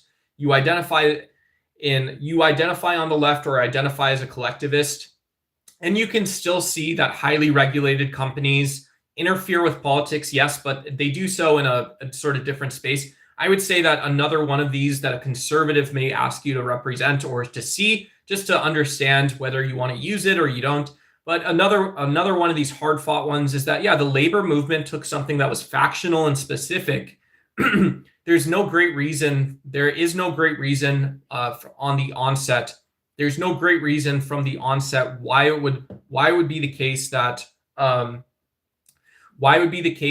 the labor movement has to be about national policy and laws, but it became this way, right? The labor movement was about murder, right? So that is the scope that it was about. There were people that hired hitmen and murderers to stop the labor movement in the U.S. There was also widespread political corruption. We saw politicians being bought and sold and deciding without democratic representation how they were going to write policy, who they were going to side with against unions. But we can also say that unions are a factional issue. There is nothing in common. There's nothing uniformly in common on the outset of someone who's working in oil and gas or working in meat packing or working in any of these other industries. And so why is this level of depth required? I think it's just to understand how exactly the political movement evolved, who the players were, and what sort of arguments were made. Well, that's why I think the patent system should have been abolished. Regulation creates the Rockefeller monopoly, and it only exists because of regulation. They're too far along to just abolish regulation. It's like the police. Crime is way too high, largely due to policy. Yeah, Yeah, and yeah, labor laws in the United States have evolved over the entire last century. I don't know, maybe I don't know what the exact labor wars are. This is another case of me just being ignorant and not knowing. Um, but yeah, the corporations are gaining more with regulation, especially with this administration. Trump with EV tax cuts, or Elon for the massive subsidies for tech companies at the cost of our tax dollars. Um, Let me see. Yeah, Elon Musk, a lot of people said he was a philosopher. They said that with PayPal and his early ventures, he wanted to change people's perception of technology relative to things like sustainability. This is a tough one, Elon. This is a tough one. A lot of people said that, well, what the Green New Deal didn't recognize and what Elon Musk didn't recognize was that democracies are rational, right? Democracies are incredibly rational. Democracies have ways to embody and symbolize and represent and they have an ability to read the room. They have the ability to read the room and actually capture these really complex drivers that exist across thousands of miles and then millions of miles of supply chains. And so the one criticism, again, if I'm being a conservative today a little bit, I would say is that, yeah, we do have to invest in these infrastructure projects. They're more for national security and for liberalism. They are ideological to some extent. And that should be the end of it, right? We shouldn't say that we need to do much, much more. But one of the problems is when there's neoconservatives deciding these things, and you don't see that, yeah, well, lithium is capable of something today. It's not capable of everything, or that the materials and the technology we have to invest in new grids is capable of some things and not all things. We could say that, well, these political questions should be more specific, right? It shouldn't be technocratic, but it should be about local democratic politics as much as it should be about federal politics. So I think Elon Musk went too far. I think Elon Musk believed too much in and made too much money, maybe. Who knows? Was Elon Musk at some point, was he corrupted to the point that he thought more and more and more was actually going to accomplish it? I wouldn't accuse Elon Musk of being a grifter, except until recently. I would accuse him of expecting that more, not less, is actually going to achieve what you wanted to achieve, Mr. Musk, right? And so I think Elon Musk should come back to the Democratic Party. I don't think he needs a third party. I don't think you need to appeal to politicians in Washington as your overlord. But I do think, Mr. Musk and I could have a conversation. I would encourage him to see that the future that we're building for our kids right now doesn't happen without technology, but it also doesn't happen because of technology. It doesn't happen because of the system that operates in. And yeah, you're gonna have a lot better time. You're gonna have a lot better time when you buy yourself that freedom. You're gonna have a much better time when you buy yourself that freedom. You're gonna see things that you accomplished and things that you didn't accomplish, just like everyone else right now, just like everyone else.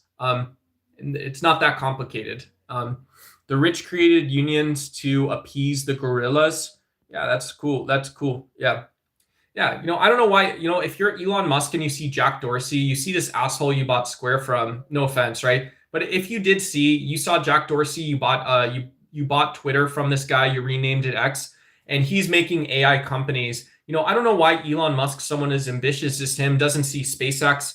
They're IPOing, so congrats and all this other stuff. But so as you're financing your companies and you finance your companies, why it's not the case that innovation happens on and like just as a framing as an accelerator on this more core basic level, right? Why isn't it the case that your company, instead of AIifying itself, considers the actual innovation that's can happen over 30 years? You actually set your mind on your company existing in the future that it can exist in. I think Elon Musk is someone that is capable of that type of thought, capable of that type of management planning. And it flies in the face of what these idiots that can punish the market in short-term sense and just be seen as sort of like a standard bearer, these idiots or whatever it is. I think this is a much more important way of addressing problems that are coming from AI. The problems that are coming from AI are not going away, and it's incredibly unfair. Yeah, it's incredibly unfair. Hey, what's going on, JD? Good to see you. I'm scrolling down a little bit. The gays stole the rainbow. Yeah, guys, it's Gay History Month. Go learn about Harvey Milk is the one I'm telling people. Go learn about Harvey Milk. Very tragic story, very optimistic story. You see somebody who really had a handle on what was going on. Any conversation you wanted to put him in, Harvey Milk was one of these guys that didn't fall asleep while he was talking to you. And so, yeah, if you want to say something like the gays stole the rainbow, and you want to compare him to a Nazi, yeah, I think like that is bannable. That is bannable from the channel. But yeah, um,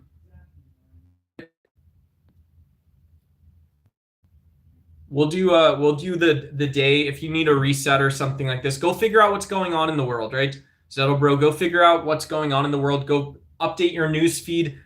Practice intuition. Ask how you feel about the stories you're hearing today. Ask about the stories that people are trying to tell you, making content in chat for you to consume, right? I think you're actually a smart person. You're above the stories, not the people, but you're above the stories people are telling you here. So I don't need to see this "Make America Straight Again" nonsense in the chat. I didn't set out. I've heard that I did not set out to start a channel that has no gay people on it. So that's one of the reasons our allyship rules exist. And so I think I do think that you can do more for that. Thank you. The new gay flag is terrifying if you study flag law. Yeah, a lot of flag law, duck law, all kinds of laws. Yeah, there's all kinds of laws out there.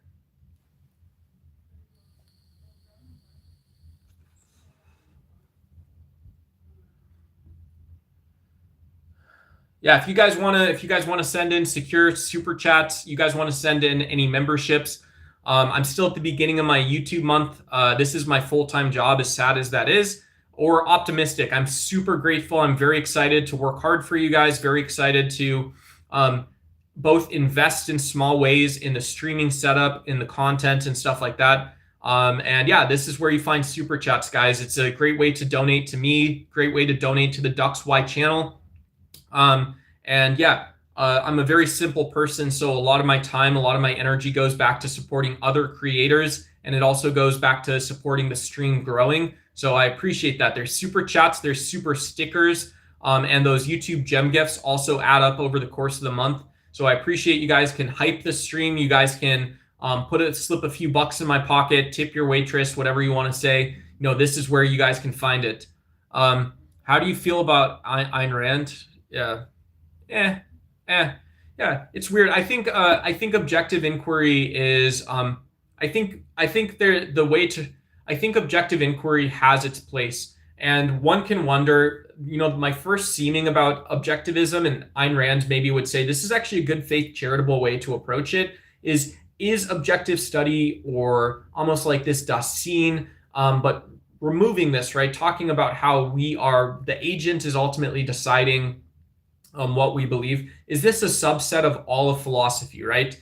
Because a mathematician can do math, and that math is as true as any other mathematician. And if they tell you, they say, well, in reality, I'm not rational while I'm doing math. This seems to disprove objectivism, right? It seems to sit in the exact same plane where you're both talking about objective things that you can't fancy they were true and they become true. They're popularly untrue, in the first place. So that's my first question about Ayn Rand, is where does this sit in human ideation about knowledge and thoughts and ideas and facts? Is the reason the theory of objectivism is so popular is, right, what's the philosophical grounding and justification for it when we say objectivism? Actually, no, this actually replaces other forms of philosophical discourse and inquiry. I generally think it's nonsense because it doesn't comport. Ayn Rand wouldn't know this, but it doesn't comport to what we know about morphology. It doesn't comport to what we know about morphology of the human body and the human brain. And yeah, but I also think it's kind of disingenuous to say Ayn Rand is just a victim of modernity. She's a victim of better versions of scientific knowledge. I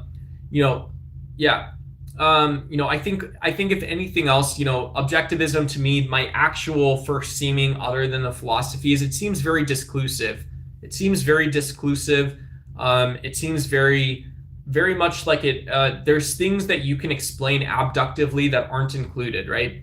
Saying my favorite ice cream is cherry ice cream. I like cherry vegan ice cream is my favorite type of ice cream. If I say this first, what does Ayn Rand say back? She says, well, nobody cares, right? Nobody cares. Or you have to go study it next to all these other forces. And I just say, well, I just like cherry ice cream. That's something that you can explain. Maybe you explain it naturally. Maybe you explain it in terms of the phenomenology at the end.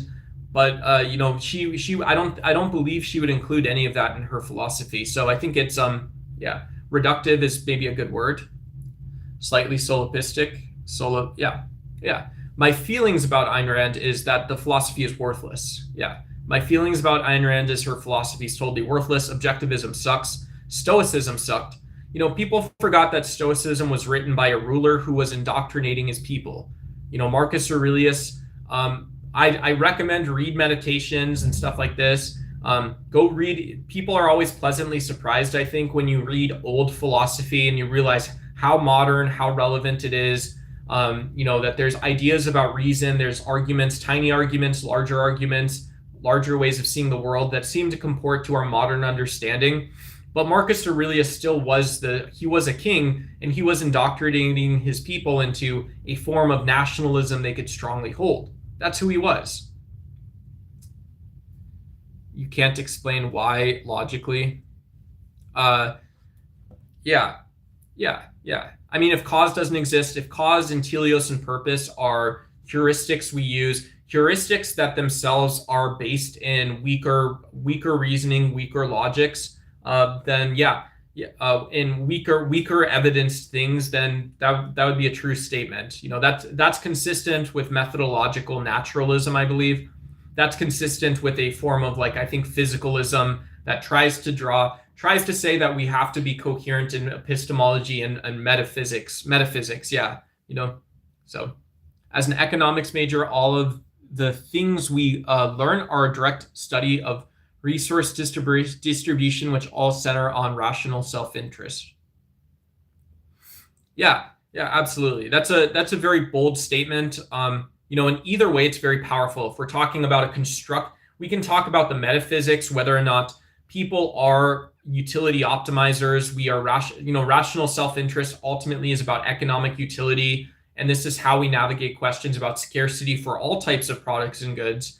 This is just who we are as people.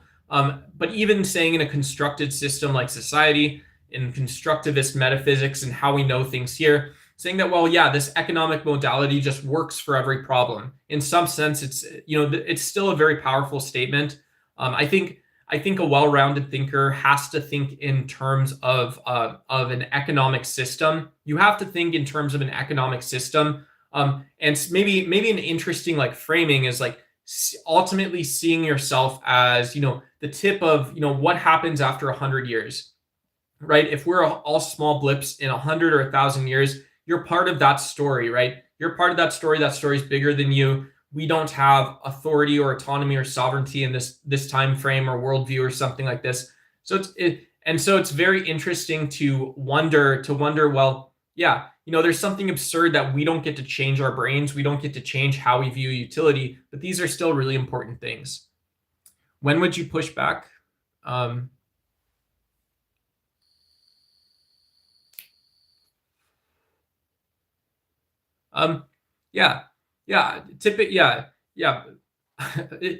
mean, honestly, just who I am as a person, as I would say, it's when people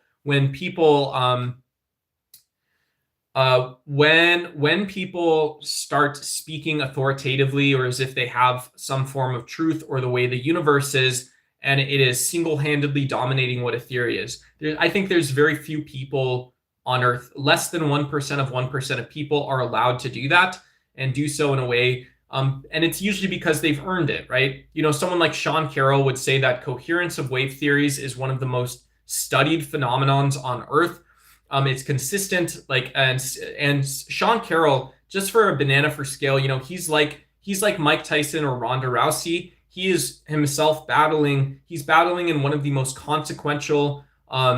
He's investing his time in arguments and his teaching and whatever else he's trying to do, right? We should be skeptical of all of it, but he's investing this in something that governments, state actors around the world invest in physics. But but he might tell you that coherence theories in physics apply to macro phenomenons like lasers, right? So they apply to things that you engineer, right? It applies in engineering, and you can experimentally talk about it. It applies to macro systems, right? You can ask about billions of particles being in a superposition and coherence of a wave function somehow still applying. And so, he might say that, well, one of the reasons that we bet metaphysical truth on, we might bet metaphysical truth more so on like a methodological approach to coherence theories of cosmology, many worlds, or whatever you want to call it, whatever the name is because it is so well evidenced and studied, and what you're engineering and what you actually do itself implies or entails this many worlds theory, and no string theory, no theory talking about fundamental objecture in any sense that makes sense, that's meaningful, does this in the same way. So yeah, cool. And so Sean Carroll is one example of a person who I'd say we can be skeptical of, but talks about that.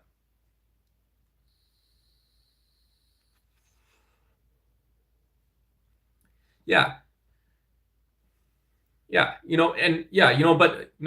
argument, I was on my friend's panel the other night, and I was defending idealism. I was defending philosophy that doesn't rely only on methodological naturalism, or more strongly, right? You can believe in naturalism. There's no vertical supernatural causes. Everything has a natural explanation. But you can also say, well, we have to reject scientific realism, and this is what Sean Carroll is doing. Sean Carroll, in some sense, is at the end of it, we could say at the end of it, if we're being very brutal, asking us to believe that scientific truths are natural truths as well.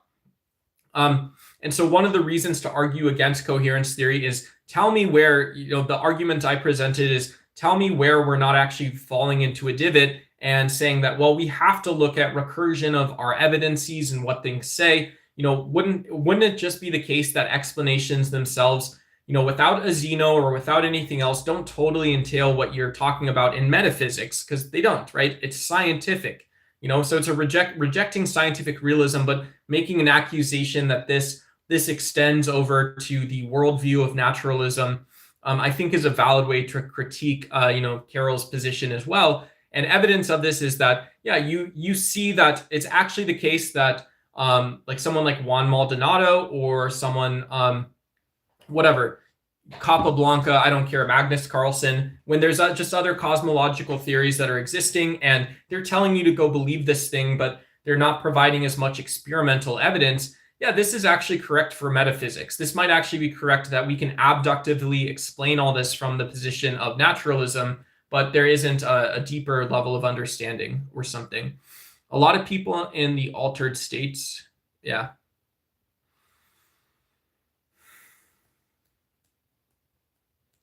Look at atomism. I'm gonna go refresh my coffee, guys. Let me make sure.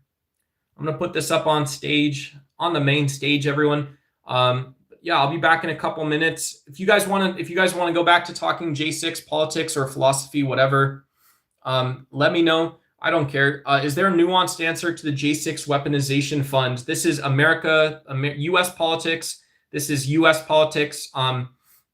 This is U.S. politics, and 43% of you guys say no way to pay Nazis. Yeah, no government cheese for these Nazis that showed up on the Capitol. These guys are morons. They were absolute idiots. They should have been spending their time talking about the price of eggs and cheese and been alone doing that. Nobody needs to talk about affordability. You kind of showed what you're capable of in politics. We shouldn't pay Nazis. 23% say, yeah, let's get some facts. Yeah, absolutely. We talked about how there's two sides to this, in my opinion. I'm pushing this on you guys. Hey, I apologize. No, but yeah, what's the investigative truth? And then also what are the normative directions? What do you actually have to take on if you're saying that J6 protesters were treated unfairly? Is this a gray area? Is it black and white? When we're talking about facts, are there many facts? Are there just one fact? I don't know. 24% says, I don't know. So that's more popular than paying these Nazis out. And then 10% say comments. 10% say the comment in the comments. Cool. Hey, what's going on? What's going on? Chance, don't throw random big words you don't understand in a sentence just to sound like you know what you're saying. I'll be right back, guys. I'll be right back if we want to keep it on topic.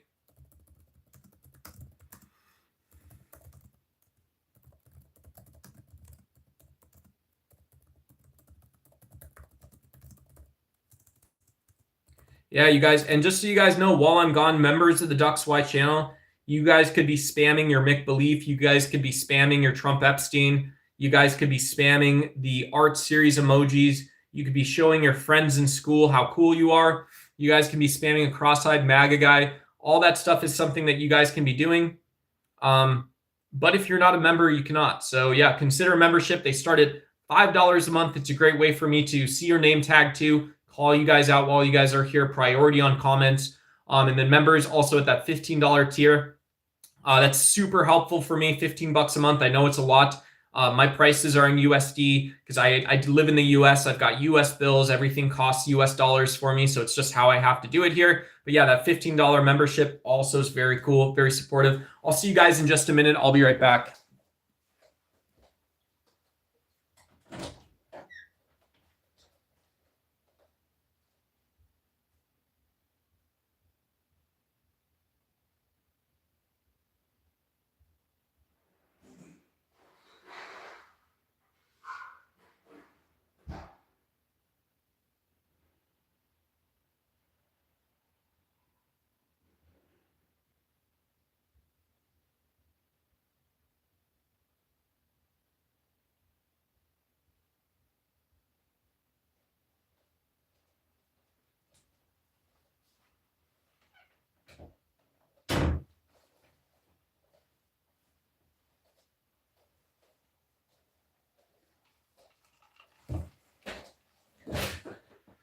Oh man, capitalism. Yes. I'm all for the critical deconstruction of capitalism.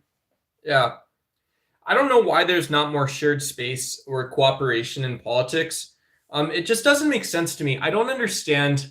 This is what I don't understand about human nature. Human nature is a really hard, a tough one to consider in political thought, right? So my training, my background, sorry, the stream blipped out for a second, but we should be back. Yeah, but human nature is one of the deepest considerations people make because you wonder once you're done organizing socially, once the tribal or family level is done, and the next evolution or the next thing is living in a society, living in a polity where there are institutions and elected forms of government. Human nature is really important. Do we consider things economically, morally? How do we consider those things? But then you also see that somehow human nature allows morons, right? Your neighbor owns a used car dealership, right? They sell little Fiats. Your neighbor sells Fiats. They sell Koenigseggs. They sell whatever. I don't care. Ferraris. They sell Lamborghinis. They sell your Eddie Bauer Suburbans. Your Dodge Ram Hemis. All these things. That guy probably is smarter than average. He probably just got, he won the genetic lottery in some sense. He won the genetic lottery. He battled through the challenges he had. Mom and dad raised him the right way. He's got the right personality traits and stuff going on. He is also, right, this guy is also, this guy might also be a complete moron. He's moving every year. He's moving, $50 million worth of cars or $100 million worth of cars. He's making, at the end of it, he's making 15 or 20%. So he becomes a millionaire a new time every year. This guy, and so this is human nature also, is this guy might support someone like Donald Trump for no reason. This guy might be a complete idiot when it comes to his philosophy, right? He might be really dumb in some stuff and very good at business, very good at selling these cars, teaching other people how to sell the cars, how to not lose money in the process, how to make sure those cars are available for your customers, how your customers can know about you, know about the vehicles. So this guy might be a genius in every way, except for all the other ways. And this is a truth about human nature too, is that when we talk in politics, man, I know, so hard to swallow pill, but it's just brain food to consider, I guess, since we talk about things so directly here, is how is this in a liberal democracy, and this sort of far right nationalizing international European Union globalist, blah, blah, blah. When we're talking about seeing global conflict, you've got starving people, you've got farmers and stuff. You've got, yeah, everybody wants that next thing. Everybody wants that next more and more. Everybody wants that next thing. Well, there are haves and have-nots on the global stage, right? There are haves and have-nots. But how is it the case? How is it the case on a non-surface level that human nature produces such smarties and dummies? I don't know that. I don't even know. Nice. I made you talk about this. Thank you. Hey, thanks, Plopping Sloppies. That's a funny username. Thank you.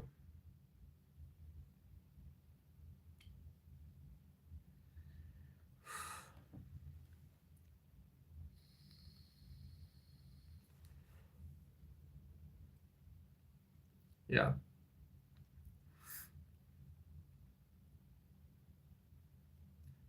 Survival of the fittest. Yeah. Darwin. Yeah, that Darwinian evolution. It's weird. It's weird to think that. Yeah. Yeah. I mean, no, I wonder if Darwinianism is reducible down to something like fear, though. People are afraid. So you're afraid or you sense opportunity. And so you, instead of doing Darwinian thought and actually wondering about survival risks, asking about coevolution and survival and random or small mechanisms, the small mechanisms that actually cause change in the universe. Is this reducible down to just what people think, right? Is this reducible down to what people are like? Yeah. So people go out and they talk about things they don't know about too, right? People go back and this is the sort of mansplained red pill extension of that conversation is, yeah, all the time when we talk about human nature, our political preferences and leanings and bias, we also go back and we say, well, one of the reasons was because we were lazy. One of the reasons is because we were fucking lazy. We didn't actually go through and describe what's happening in the brain. We didn't go through and wonder what's happening naturally, right? And when you come up with an answer that you don't like, you just reject it, right? You just say, well, no, that can't be the answer. There's a simpler answer. And if I know it just reduces down to that in the end, then we're done. We finished it. We solved it, everybody, right? Yeah, it must be that way. It must be that way.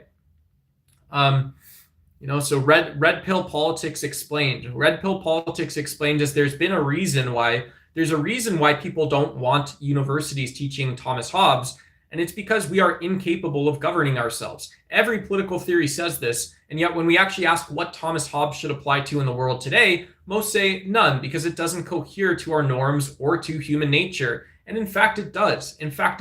You idiots. You absolute morons.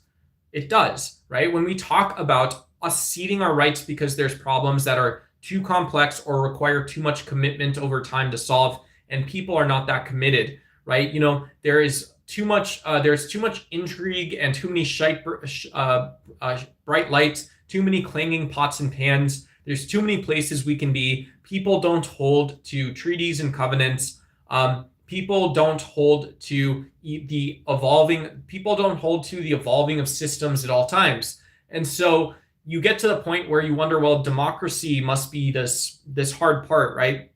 Democracy must be this hard part. And yet we just forget in some sense that that the worst case scenario that's happening right now, where AI is running rampant and there's mass extinction events and there's unnecessary human suffering and death that's occurring right now, we forget that humans hear everything. We forget that people talk and understand and know everything, and that the space to actually operate is much smaller. So this supports democracy. It supports any form of government. It supports cooperation, in my view.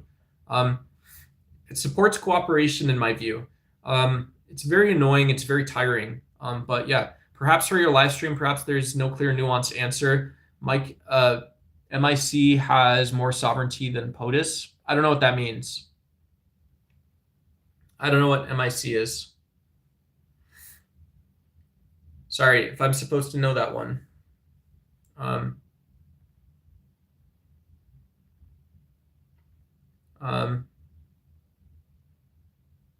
Oops.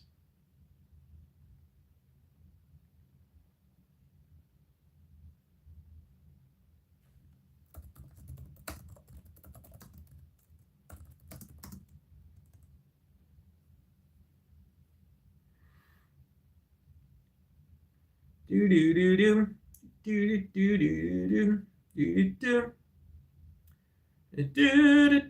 do. You in that dress, your white boots are the best. Do do do. Come on, come on. Let's go.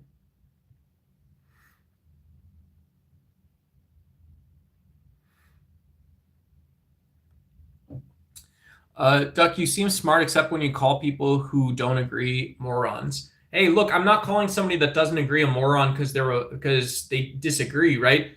You know, we you know, yeah, somebody knows the answer better. Somebody knows the answer better than me. I am not the brightest apple, right? I'm one of these guys that there's people in chat that are smarter than me. I'm getting that sense about this. That's why I'm sitting here drinking coffee, sipping on my, I'm sipping my vape, smoking on my coffee right now. Because there's people that are here that are smarter than I am, right? It doesn't matter how hoity-toity political politics I think I am. But so what you don't understand is that I'm smart enough that when I call somebody else a moron, I remind people that, this is like watching those idiots that build those box cars and go down a hill at, 45 kilometers an hour. You guys have seen these. It's like grown up drunkard boxcar races, and they're flipping over, rolling over themselves. Those people are morons, but I'm also a moron for those same reasons. So I don't think I'm actually that wrong here.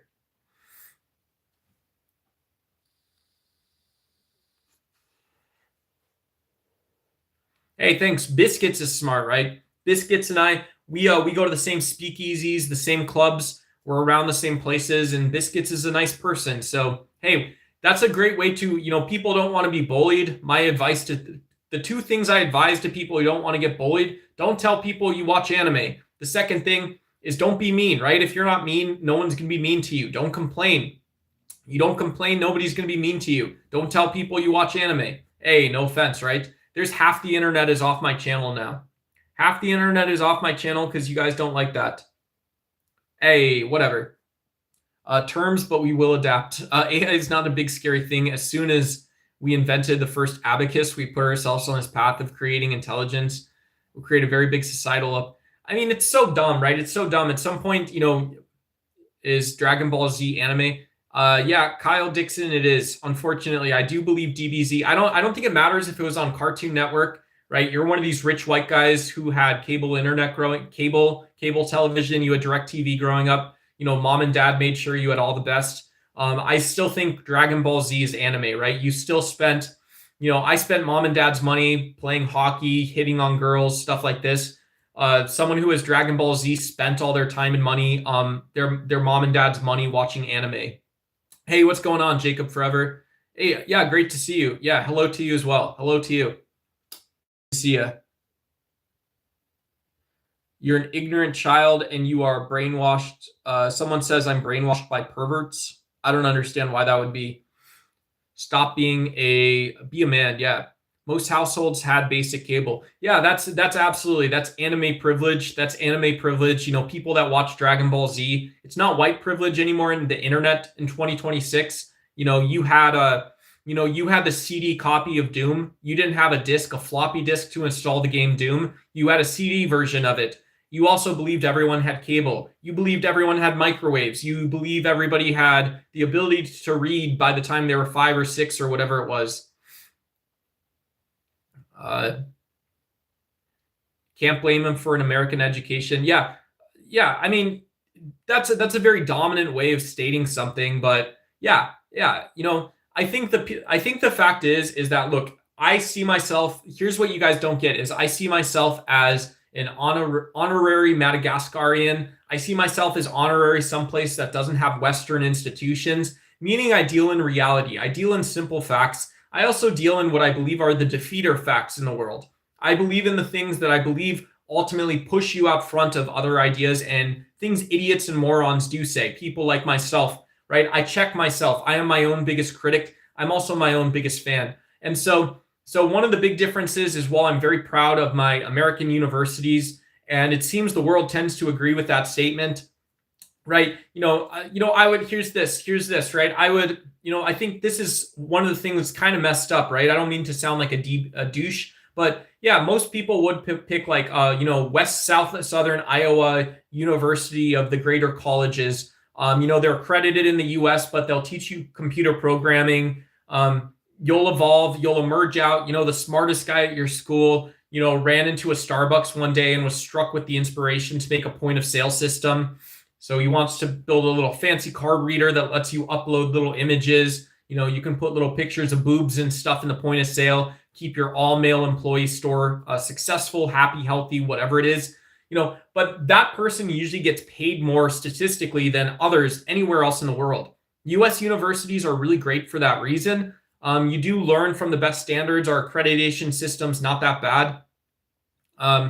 And yeah, I'm going off statistically facts, not just my, yeah. So you're talking about Bayesian prior, you're talking about statistically stochasticism, maybe not even Bayesian. You're talking about an empirical world that is based on statistics or something, right?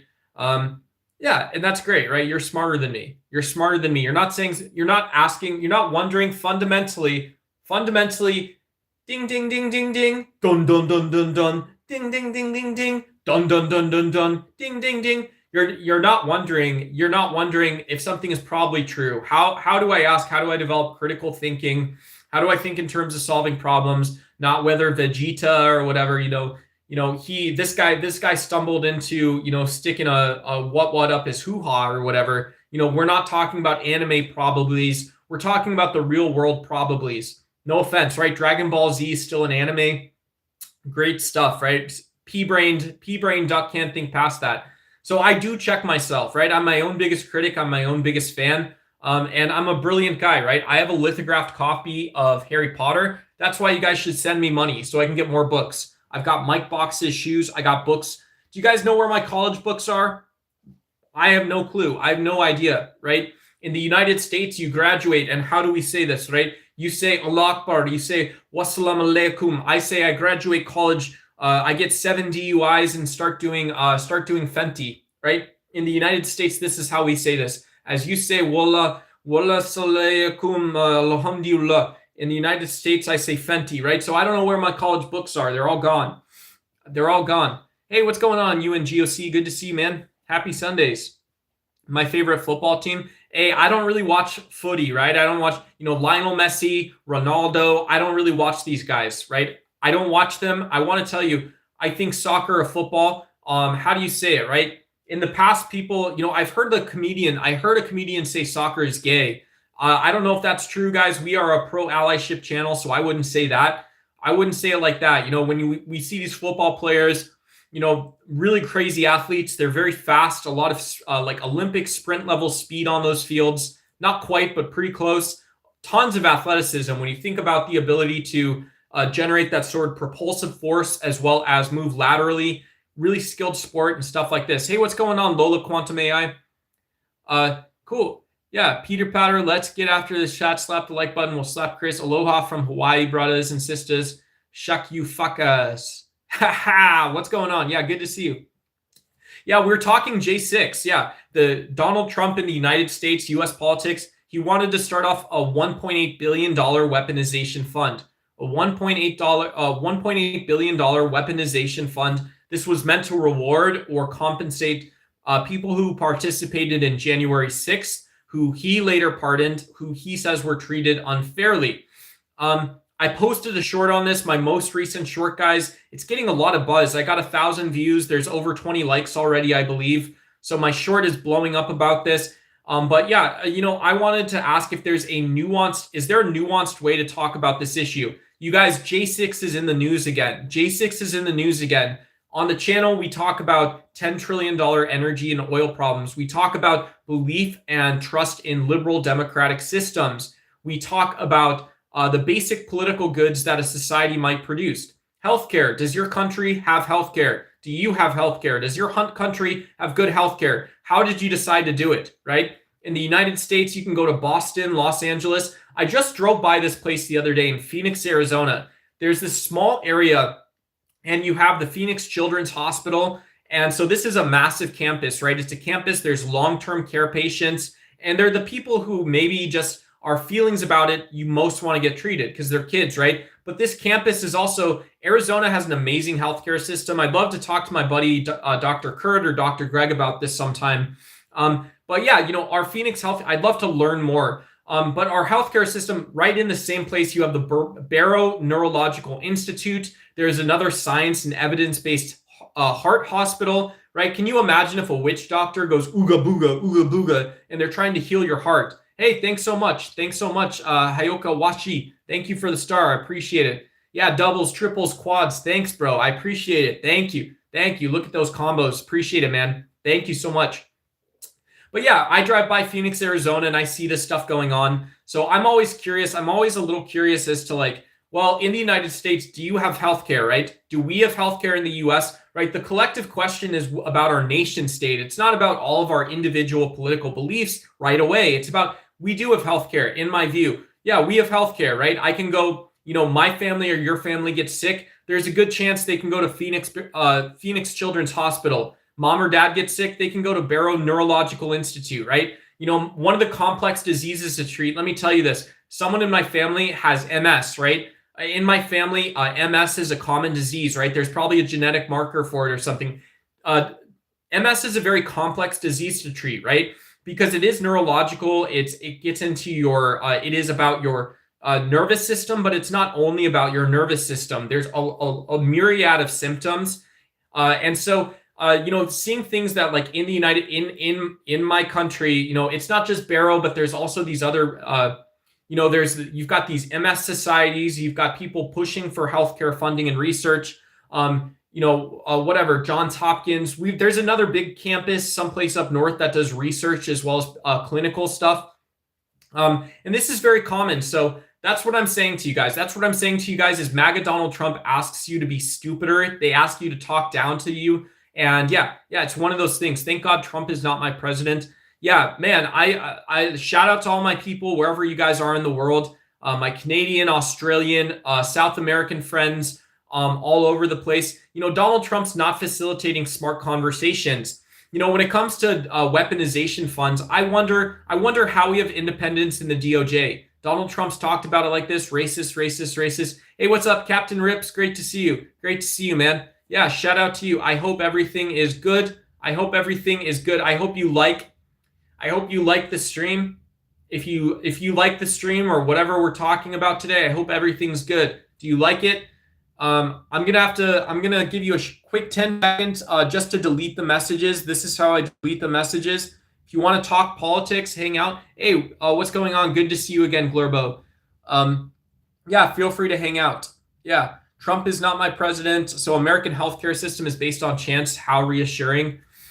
Yeah, chance, optimism, right? A wink and a prayer, but it's also the relationship between healthcare providers and their patients. We voted to give healthcare providers superpowers. And so this doesn't disclude or preclude a conversation about universal healthcare, about single payer systems, or about socializing the system, right? These are all different things. I do think at the end of it, when you say, well, which of these becomes economically viable or makes sense long term, you do have to consider first and foremost that there are opportunity costs in the world. Opportunity costs are a real thing. That level of economic analysis is maybe the most grounded because you can go experience that, right? You cannot buy, and this sounds so dumb to explain to people, but you can't buy, if you buy a 5-pound bag of beans or a 5-pound bag of lentils or rice, however rich you are, you can't go out and also buy a 5-pound bag of yams or potatoes. You can't afford both, so you can only buy one. I don't know why this doesn't make sense, that when we are talking about the political product we're going to produce and how we're going to go about doing it, you can't do all the things all at one time. Maybe this makes you upset, makes you more committed to democratic politics, more committed to common sense discussions between people that prescribe to conservative norms and progressive liberal norms, right? But it should make us, if anything, see that nationalism is the wrong answer. It tells you that you're always buying rice potatoes, right? You're always buying this blend of nonsense. This, to me, is what Donald Trump has told us. That, yeah, you have a world that exists where you can pay out J6 protesters. You don't pay the healthcare system. You pay out these Nazis and you tell people the facts are not about considering what the facts are. The facts is my fact for January 6th in this weaponization fund is what is a reasonable question? What a great starting point. You don't know what happened. You were not at J6. You were not part of the people that investigated this. You didn't draw your fence lines, right? You didn't, in the same sense that FBI and law enforcement investigators are sort of like journalists. You have to ask how far you're going to go. You're going to have to ask when you have what you need. You're also going to ask if you gave the prosecutors the context where they know what happened, right? They know exactly the nature in which a statute or a law was violated or broken. And so to me, there's facts about this, right? That is the facts in January 6th, that if you got caught, there's no threat to democracy. You committed a crime, maybe the most serious crime that you can commit in the United States. Maybe not, right? Maybe not. Maybe it is a gray area. Who decides this? Well, unfortunately, right, it is the institutions for you, my friend. There's not a secret payout. You don't get paid to keep Donald Trump in office. You don't get paid to keep Donald Trump in office. Nothing healthy is. Yeah.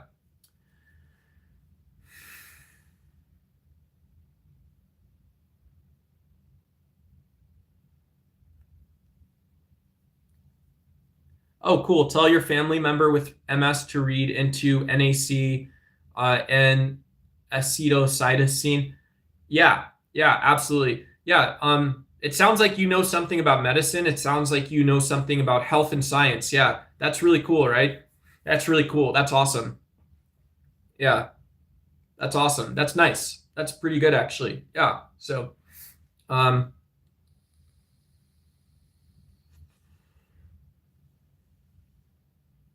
yeah, anything could be true, right? Anything could be true. It's funny because for people with MS, this is one of the things people don't understand is that, yeah, it's people, we get so caught up with the rap music and people talking about whatever B30, I got a Glock on lock, I got 30 in my clip, and I got 30 in the glove box, whatever it is. Like, I just made that up off the dome piece, no big deal. But people get caught up in the United States with yeah, I got 30 in the glove box. What's up? Are you a cop? I got a lock on the glove box. That's tops.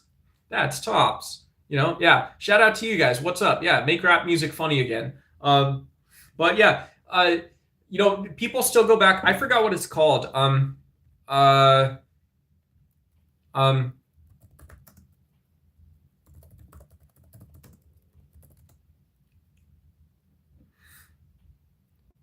is it called gabapentin? Yeah, like there's drugs like gabapentin, which and lamotrigine, lamictal, that are they're prescribed for a lot of things, right? These can be drugs that are prescribed for anxiety, bipolar, and neurological and nervous system, right? Neurological and nervous system disorders. So it's just very funny that we do see this is one of the. It's not an argument against investing in healthcare.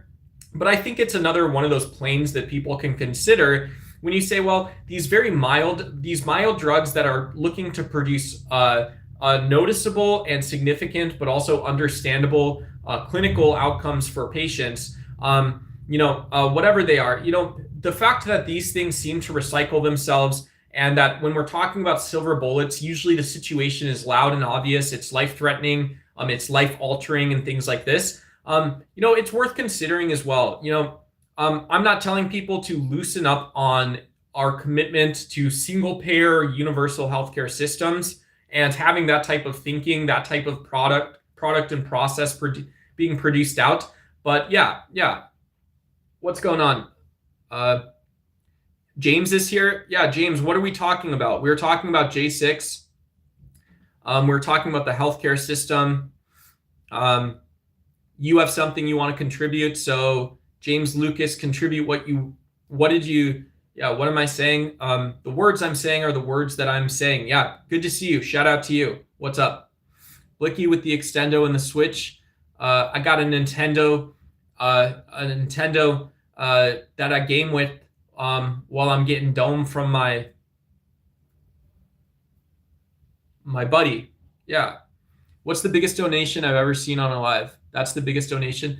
Yeah, cool. Yeah, the red super chats are really amazing, guys. When you guys send, donations that are anything more than 20 USD, that helps me enormously. But yeah, I've mentioned this in the past. When you guys are willing to pitch in, like tip me like a barista, $2 or $3 here, $1 here. You guys throw some gems on the stream, throw a super sticker. Those really add up. Those also really add up. And yeah, but yeah, there's a couple people that have donated the big red super chats. $100 goes really far for me. Yeah, $100 goes really far for me. And so, when you guys gift memberships, you guys become members, those can change my month trajectory, but so do those small donations. Yeah, so do those small donations. And I love going live, right? I'm in this for the long haul, I believe. I'm trying to stay monetized, so I'll stop rapping. Unfortunately, Ducky's experience was too close to the streets. I got the zip codes tattooed on the inside of my cheeks. I got the tattooed and the snitches tattooed on the backside of the Jeep. And when I see the homies pull up, I'm always just like, yeet. Yeah. So I'm going to try to calm down on my rap game. But yeah, if you guys can always pay to introduce topics. You guys can influence the show. You can also just pay to say thank you. We've had up to this point, we've had over 500,000 conversations. And so being able to provide, like, it's not boring, it's not dull. Sometimes it is, but having 500,000 conversations, our average stream, we get 300 to 1,000 chat messages. Having a place where people can engage scholastic academic conversations, ask about almost any topic and get something out of it. That's what you guys are actually supporting as well. But you guys can also influence the show, have some fun, right? When you guys challenge me, that allows me to keep building the DucksY channel. If you guys want to send money with a note for DucksY, you just want to send plain money. This challenges me, right? This is a challenge. So that's one of the reasons I love grifting a little bit, is you guys can go support your other favorite creators. I'm going to survive, right? I'm going to survive. You guys can support your favorite charities, all that kind of stuff. Yeah. Yeah, it is. That's exactly right. Yeah. $50 US it's a nice donation, right? Obviously, like, because I'm in the US, like, this is one of the things I'm so grateful, because I know what it's like when $50 leaves my pocket. It can feel like a decision or a heavy weight to have $50 leave my pocket, right? And yeah, appreciating that there are, I'm trying to add some sort of value when I'm doing streaming. It's meant to be fun. It's meant to be lightweight and all this stuff. I also, in some sense, this means I can focus on the conversation like we have for the last hour or 2 hours. In some sense, I don't know why I just stopped here, but, I don't want to be asking for money the entire time. Ideally, it's, I'm not curing cancer here, though, obviously. Hey, what's going on, Star Power Brand? Why are you so stupid? Hey, man, why did you donate so much? Yeah, it's a very large donation. Are we getting close to or done with this content or discussion? Hey, thank you. I appreciate you like the content. Yeah. Hey, what's going on? Thank you so much for the happy poop, dude. Yeah. Yeah, the other way to pay your Ducky tax is, like, Aaron could never send money. Like, there's not a Ducky tax, but I've heard other creators say it like this. Aaron's a member of the channel, so I appreciate members. And yeah, appreciate the swag. Let's go, baby. Yeah, one of the interesting things is, I think, in terms of elevators for money. Yesterday's stream, if you guys want to go rewatch yesterday's stream, we were talking about got called a brokey. Yeah, yesterday's stream, we were talking about small financial mistakes. This is, to me, like buying the wrong cell phone, buying the wrong laptop. This can be things like, spending too much money going out to eat, or buying the wrong stuff at a grocery store and realizing at the checkout, like, man, I'm not going to go back, but I'm spending whatever, the equivalent of 80 USD or 50 USD on groceries this month. I can't afford all this. These decisions, to me, are like elevators. We kind of ask why we make irrational choices. Humans are irrational. This has been demonstrated in behavioral economics, which is neuroscience, right? Behavioral economics is like decision making. It is about economic analysis. So you have both psychological or neurological modalities that are operating, and then you also have economic modalities. You can't get out of looking at what the actual utility is operating as the, right? Utility is then seen as a independent variable in some sense, right? It can be. So one way of kind of breaking that down is, if you offer someone $20 off of $100 or 25% off, and you see people are actually responding more to this dumb offer, right? They're asking you to save less money. They ask you to save less money on a product because they perceive percentages and dollars and cents incorrectly. This is an example that we are inefficient. We are not rational utility optimizers, and that may go back way further, right? This may be evolutionary. It may be the case that while it's uncommon to see people wanting to spend $30 on fast food or something like this, it's, unless you're in Dubai, you're in Tokyo, Japan, you're in the heart of New York City, that's where you spend $30 on fast food, on a hamburger and French fries, or a vegan hamburger and French fries, whatever it is. But, it may be the case that our values are actually not utility-based and economic-based, not in full, right? That's the implication of behavioral economics. Behavioral economics says that, yeah, there are motives and incentives, and we actually look at both, and it's not clear-cut. I'm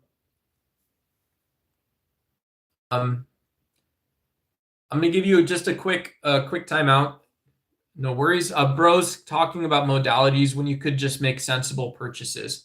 Yeah, absolutely. But what's the difference, right? Here's what I would tell you. You guys are all on smartphones or computers. What's the difference between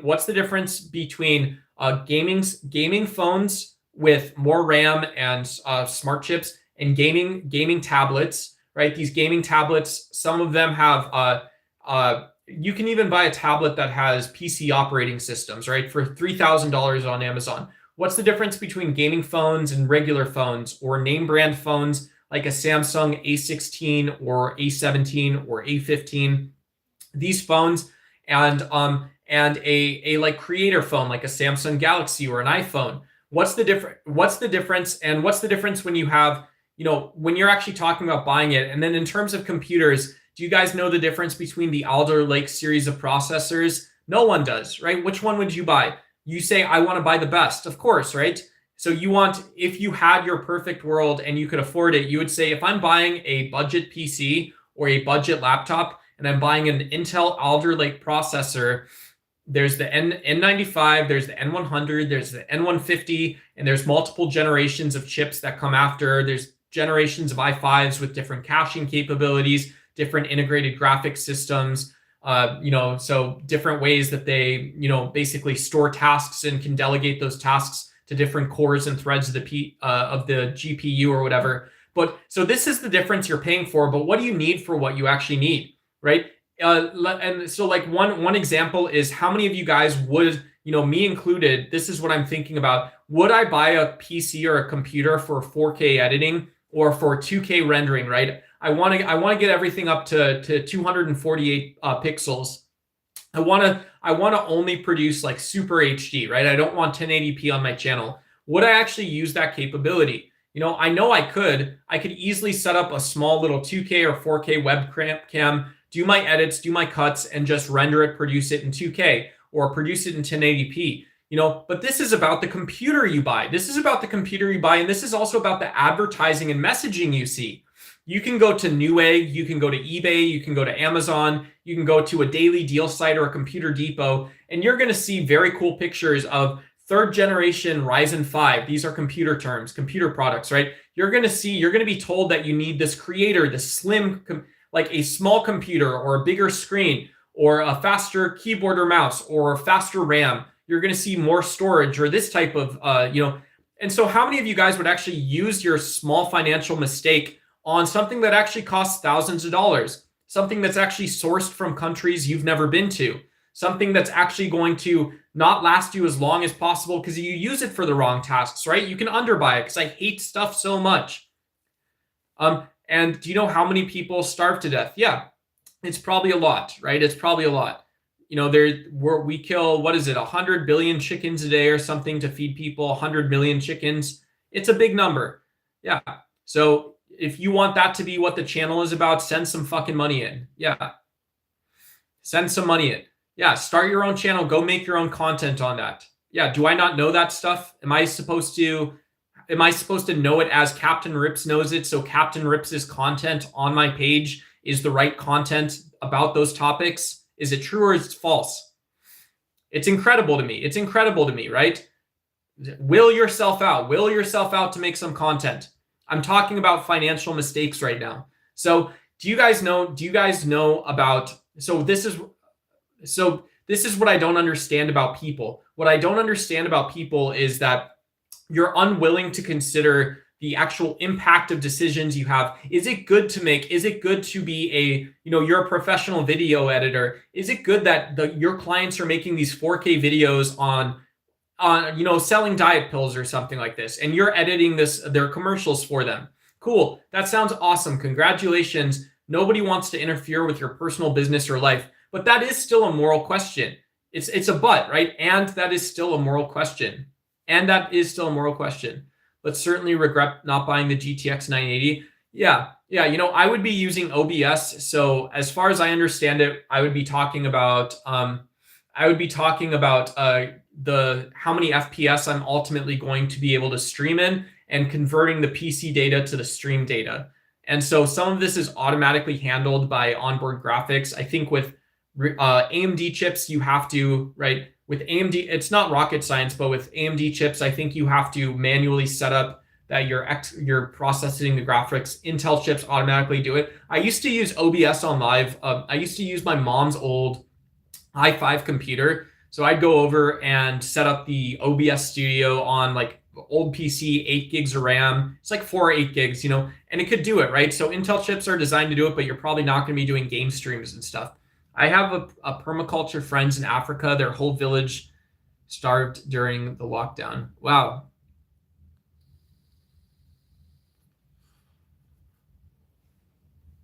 Yeah. Boo hoo hoo, libtard. I mean, Howard, this is showing, I don't know if you're from the US or Canada or where you're from Europe or whatever, but just to show you how this statement that you said is so far out of what we're talking about. Maybe you're responding to the poll question, and your answer of whether or not there's a nuanced answer is boo hoo hoo, quote libtard. It's not an argument about J6. It's just saying how you feel about it and what you're going to do about the J6 protests or something. So you're gonna fight to keep MAGA Donald Trump in office. You want the second insurrection or something. But we were talking actually about some conservatism, but also some meta ethics and philosophy. Is it ethical or moral to buy a computer? Is it unethical to buy a computer? Why do you look used? Why do you not look used? What's the actual system you want to buy, or what do you want to accomplish? Is one of these actually better? It sounds so weird. This is how dumb people are, right? I get sick of these morons. You guys know I talk about, your financial is a moron, but you're also a moron for going to see your financial advisor. You guys understand this is how I feel about this.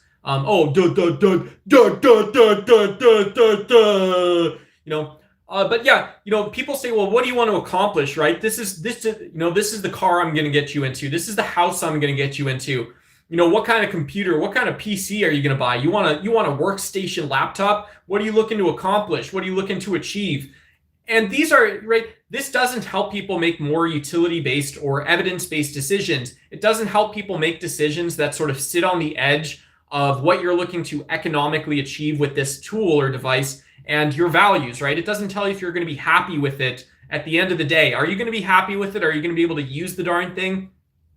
So this is one of the dumb things is that, are you happy with your guy, right? Old guys in the chat know this. Old women, old men, there's different ways to fight about this. But yeah, are you happy with your retirement guy, your investment guy? Are you happy with him? What does he tell you about the world? What does he tell you has to be true for your finances, right? What does he tell you has to be true? What can you take away and consider? So not only are you doing the right thing for your family's future, right? The right thing for you and your family's future, but what are you doing? Are you doing something that's ultimately going to help you stay the course on that moral decision? And then when you're thinking about this, other people want to do the right thing for their families as well, right? Yeah, we all grant this. This is all true, of course, right? So when does this come into the picture? You would think that if it isn't happening at the level of bank gaming monitors, if it's not happening at the founders editions of the RTX 5050s, or it's not happening at different levels, all these types of things, what are you actually talking about then? What are you talking about? Yeah, God is the greatest and all praise is due to God, says Sarah. Hey, what's going on, Sarah? Yeah, good to see you. Jesus is nonsense. Revolutions don't work. Just outcompete them. Yeah, I believe anti-revolutionary thinking is a good one to have. I would say of all the things I've said today, I agree with Chance 100%, 110% on this one. Revolutions are not a good way to go about doing business. I would recommend people, when do we think in terms of ideology ourselves? Like, when do you start thinking in terms of the Marxist revolution or imperialism or all glory be to God in the church? Right? When do we think in terms of ideology, dogmatism, including extending all the way to fascism? So this stuff can be so pervasive, you become a fascist. When do we adopt revolutionary thinking and when do we reject it? I think we should reject it more readily and faster. Jesus is coming soon. This is a loving warning. That has nothing to do with the topic, right? You're creating content. I don't know why you don't make your own YouTube channel where you can make shorts. You can make shorts, Elijah, put yourself on camera, and you can tell us all about your conspiracy theory that you're working on right now. Here I would say this, you say that and I say, Alhamdulillah, Allah Akbar, Alhamdulillah, Alhamdulillah, wassalamu alaikum. While you say Jesus is coming, what me and my people say is you got to sell the pussy and you got to wonder how many, how do you get to 8 inches crammed up the tuper? Your Stanley Toucan, you got to get all the way up. So you say this, Alhamdulillah, Inshallah Akbar. Jesus is coming, praise be to God. I say, hey, you got to pay for the pussy, Yeah, absolutely. Go get some, girl. Go get it. Go get you some, right? Go get you some. Allah Akbar. Yeah. I don't want to hear any of this ideological, religious, dogmatic nonsense. My version of Jesus is that Jesus comes from the fecal explosion cosmology. This is a deep idea in philosophy. And he also comes from the fecal mentally ill. Jesus himself was one of these mentally ill people playing with poop. He was playing with poop in these tombs. Jesus used to, when he couldn't afford poop, he would go find animal poop to play with. And one day him and his buddies accidentally killed a bunch of pigs. Yeah, they became violent. This is why Jesus was actually crucified. This is in Matthew chapter 8, 26 through 37, and then Luke, Luke 6, 24 through 37? I forgot the Luke one. But yeah, this story is listed in multiple gospels about Jesus playing with poop out in the field, and eventually he gets told to bugger off because he kills these farm animals. They say, they said, Jesus, you're playing with poop too much. You're mentally and emotionally abusive to people. They say this in the Bible. Stop torturing people, right? Not no much, Jesus. And so, people don't realize that Jesus was a homosexual. He was also mentally ill, right? These are all identity-based or psychological traits, qualities a person can have.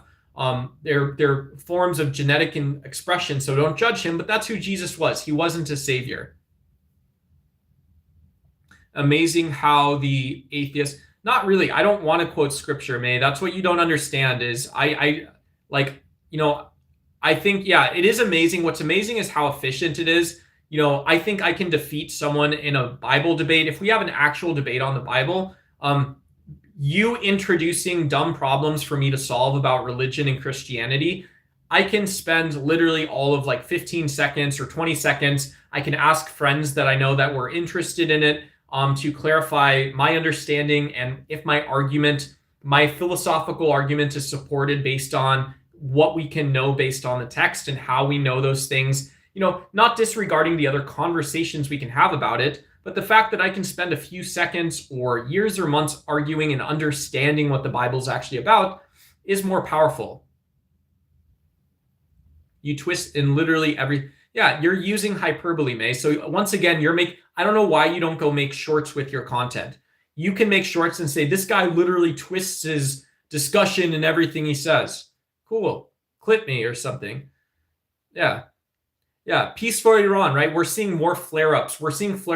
These casual flare-ups that include sometimes producing casualty numbers that are 25% higher. So you have an extra 10,000 people dying that you as taxpayers paid hundreds of millions of dollars to kill these people. That's what these flare-ups are. Donald Trump's ineptness in resolving the Iranian war and conflict, the continued violence in Lebanon, in Israel, and in Palestine, Gaza, and then in Ukraine and Russia, you are paying hundreds of millions of dollars every day to kill people you've never met. Why? One has to wonder. One has to wonder. You're talking about a world that literally only exists in your head and with your other friends and buddies that recognizes it, May. Yeah. There's no one else here who wants you to prescribe to them what the world is like, right? We like you, the person. We don't like you prescribing to others what the world is like. I don't get it. Hey, what's going on, Faraz? Good to see you, man. Yeah. Hopefully all is well. Hello to you as well.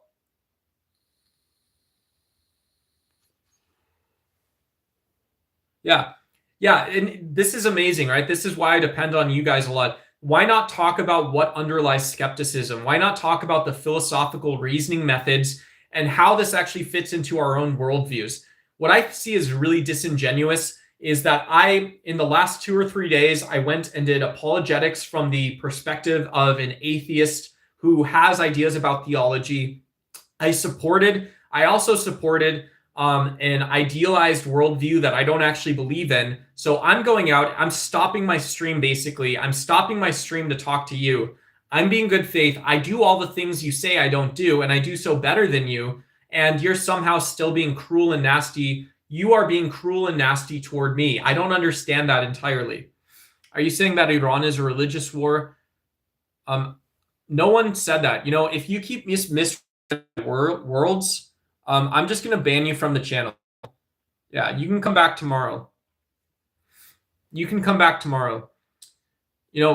That's one of the things when you lie about what I say and what other people said. You lie about what I say and what other people said. And so you're not only dominating the conversation, making up content about people you've never met, pretending that it doesn't matter for yourself, right? I don't understand that, how you're asking of yourself that little to be of some way. But then you're also going to lie to people about me. I don't care personally, but saying that I have to fit into the smallest box possible for you to be comfortable or happy here, that doesn't serve you, right? That's not in your interest, right? I'm happy to go learn about topics related to justice, related to different cultural, ideological perspectives in society and politics, related to moral outcomes for beings in all walks of life. And the fact that I didn't ask to defend myself, I didn't ask to think about this topic, the fact that you want to put me in a small box, in a small corner, and you want to bully me, right? You want to bully others. You want to bully me. You want to bully other people. You're asking people to do more brain rot for yourself. That doesn't serve anyone, right?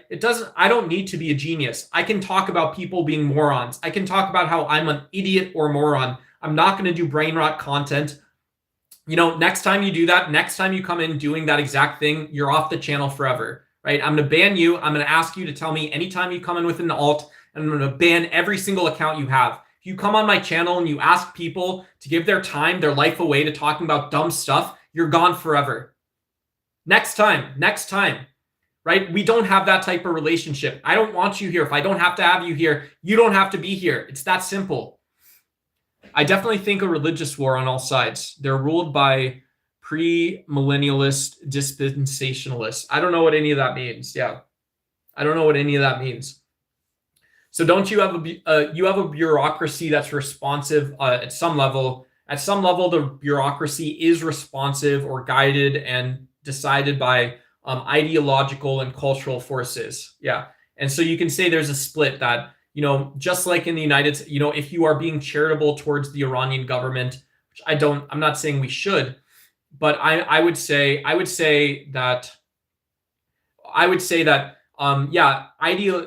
it's bad if when we look at on misunderstood globalization, when we look at inefficient energy usage in the US, these are all ideological leanings toward liberalism, right? These are the downsides to me, the inefficiencies of liberalism in reality. And so to say that, well, the same thinking mechanisms and tools in Iran are producing ideological directions toward Islamism and toward a national identity, whatever it is. I don't know, and quite frankly, I do not care, right? I've said I don't care, don't tell me, right? But and so whatever, right? But the other side, the part that's more important, the part that's not just signaling, but is that, yeah, if there are cultural forces in Iran, you have nativism, Zoroastrian thought, you have deep values in education, you have people that lean towards outsiders in the capital around the same time they lean toward anti-corruption or things like this. And it seems you do have to still pay for this in people's blood with morality police and other Islamic laws and rules. I still wonder what security dilemma exists there. I wonder what security, I don't know if you guys are having a bad day, but if you guys can't go clean up your own algorithms today, you guys can't clean up your algorithms today, you guys, we're not different from each other. There's not like the cool kids making fun of the nerds, the dweebs, right? This isn't like Attack of the Nerds or Attack of the Dweebs or something. You guys can't find a way to get 5% better in your own algorithm. You guys can't find a 5% better way to contribute. You're asking people to do brain rot today on a Sunday. I'm going to time you guys out a lot faster starting now. I'm going to time you guys out. There's no reason that you have to ruin everyone else's stream because of this. We're actually talking about something, guys. You guys don't have to deal with this. You guys can hide people in the comments. And I can hide people on the channel. It doesn't make sense, right? You guys want to go watch Captain America nonsense or whatever it is, go do that. I don't know why you guys keep coming back to the channel then if you guys don't want to contribute to the conversation in some sense. I'm sick of it. I'm sick of it. Everybody's sick of it. Da, da, da, da, da, da. Are you on drugs? Da, da, da, da, da, da. Are you a meth addict? Da, da, da, da, da, da. Jesus Christ. Come on. Play EverQuest, just as stressful. I haven't played that game. I don't know if that's a PC game. I haven't played PC games. Who knows? Maybe if I end up getting a laptop in the next couple months, maybe I'll try to download some Steam games, something basic and simple. That would be fun. Yeah, I don't need help managing the channel, right? You're not up here either, Chance. I appreciate it. I think you're helping, but I don't need help with that. Thank you. Yeah. If you don't have you're not civil-minded, if you don't think in terms of civics or civilness, and you can't appreciate that academic-leaning mindsets, evidence-based mindsets, as well as our own experience, right? Mining our own experience properly, being honest and open about when we're undermining or overmining our own experience sometimes, right? Here's an example of that. So if I get ripped off at the car dealer one time, I'm 22, my first job out of college, let's say I got ripped off at the car dealership. And so I say, well, you should never buy a car from car dealers, right? I'm overmining my own experience because I went to one particular car dealership. I maybe had bad credit. I'm not telling you any of that. Maybe I had good credit. I'm not telling you any of that, whatever. But if I say my conclusion from buying this car I shouldn't have bought is you should never buy a car, I'm overmining my bad experience to make a conclusion about all of that. It would be undermining to say, well, look, I was such an idiot, right? This guy helped me out so much. They were so willing to answer my questions. And I was an idiot. I made a bad choice. That's also undermining my own experience. It's saying that it's not the case that the guy at the car dealership sometimes tries to rip you off. They're selling an unfair product. Sometimes it's true. They never give you the alternatives where you can just not buy from us, right? Yeah, go to the other car dealer, right? But here's the one you want still, bro, right? Whatever it is. So I wish people would embrace that a little bit. Yeah, I wish people would embrace that a little bit. And there's no reason, right? You're allowed to think critically. You're allowed to have your own opinions on the internet. You're allowed to demand or ask others to do that same sort of thing for you. Yeah. Do you think the mindset is the Dunning-Kruger effect? I think the mindset is, Dunning-Kruger is where we overestimate our own abilities. A little bit. Yeah. People forget that it used to be the case that we actually did used to look up to Chad Sigmas, right? We would say, oh man, I'd be really nervous if my girlfriend today, went on a date with LeBron James or, Tom Ford or something like that. I would be like, yeah, man, that guy's superior to me. He's better in every way, right? I would be nervous about that. And girls can feel the same way, right? Girls can feel the same way that they know that, women don't just sleep with guys for no reason or something. But if you knew your ex-boyfriend or something was hanging out with an ex-girlfriend or was talking to women online or was spending a lot of time outside of work with his coworkers and they're single women, right? That woman might also say like, well, yeah, there are some irrational levels of skepticism or wondering or whatever that just exists there. That's, to me, that's where identity starts and stops. But this also implies that our ideas about hierarchy are neither right or wrong, but they do exist. You don't have to rationalize them, right? But there is such a thing as 8, 9, 10 guys and 8, 9, 10 chicks. And there's such a thing as inclusion and discussion, right? I said this the other day, no offense. We used to say that people used to accept that if you watch anime, you're kind of a dweeb, kind of a loser. It's not a cool thing to watch anime. And yet, it's like, it's because part of it is because anime, like when you actually think about maybe like an evolutionary explanation, it's because anime isn't about real life. Anime doesn't teach you anything. Anime is a way to soften and not discuss what the real world is actually like. But so is an obsession with your cars or your firearms. These are all things that man children or man baby adults do. These are all things that you do. You obsess over your diet and cooking. You obsess over your own philosophical leanings. You obsess over this hobby or that hobby, right? You obsess. I'm not criticizing it, guys. I have neurodivergence. I collect basketball cards, something I've done for a while. I love it. I don't do it anymore because it's way too expensive. It's impossible to do the way I want to do it. But anyways, but there's a huge difference between having a hobby and having an identity that you adopt because you reject other forms of whether it's hierarchical thinking or explaining why bullying, why emotional abuse, why mental abuse exists online. I don't mean to be preaching about this, but I'm not going to build a channel that has any of that. At the end of the day, I'm not going to be up here and saying, well, I'm always the Sigma alpha male. I'm not going to be up here saying I'm the Sigma alpha male and doing so that you guys are smaller than me. Doing so that your opinions don't matter. Doing so I don't have to respond to your questions, right? I'm not going to be inauthentic and respond to something I don't because you watch anime. Because you watch anime, we have to do brain rot content on the channel. Why? In what world is that true? It's not this one. Because you look up to Jocko Willenick or Sean Strickland or Joe Rogan, we have to do brain rot on the channel. Because your heroes are doing flat earth debates, we have to do that on the channel. No, we don't.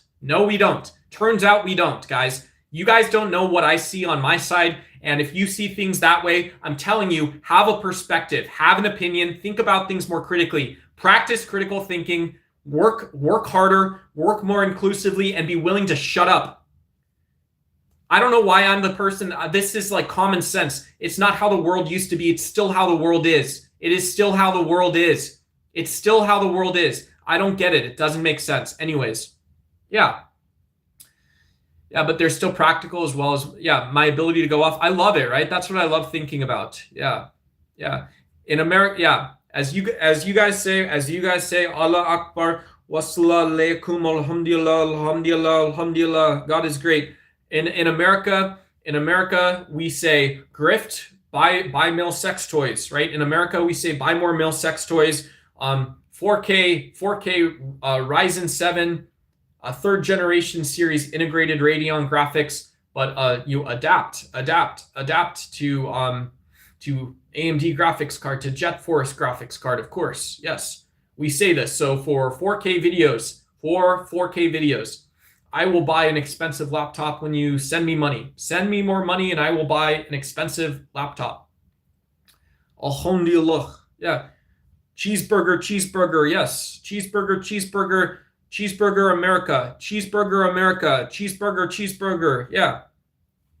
I put the Glock in the Rari. Yeah. I got more black coffee, more raw beans than Howard Schultz. I got more shooters on deck than Steve Kerr with Jokic in the dirt. Oh, snap. Yeah. I got more shooters on deck than Donald Trump's got words in the clip. He speaks in front of the mic and he says, yo, this is word. This is it. This is word. This is it. Oh. In the Middle East, if you're a woman and so much as your ankle shows, you'll be shot. Not sure how they're equal to Western civilization. Not sure how they're, so I think your conclusion is what you wanted to talk about, I think, right? if you want to talk about Sharia law, right? If you actually meant it or you're capable of it, you would be talking about. You don't need to be, by the way. Yeah, you're not. You're not welcome here. So yeah, come back with alts and tell me which they are, and I'll ban those too. Please don't come back to my channel. Thank you. Yeah, if you make an alt and you actually revoke your racism and Nazi ideology, feel free to come back. Right, I'm not forever banning you, but I am forever banning that account. Please do tell me about any of the other accounts you make.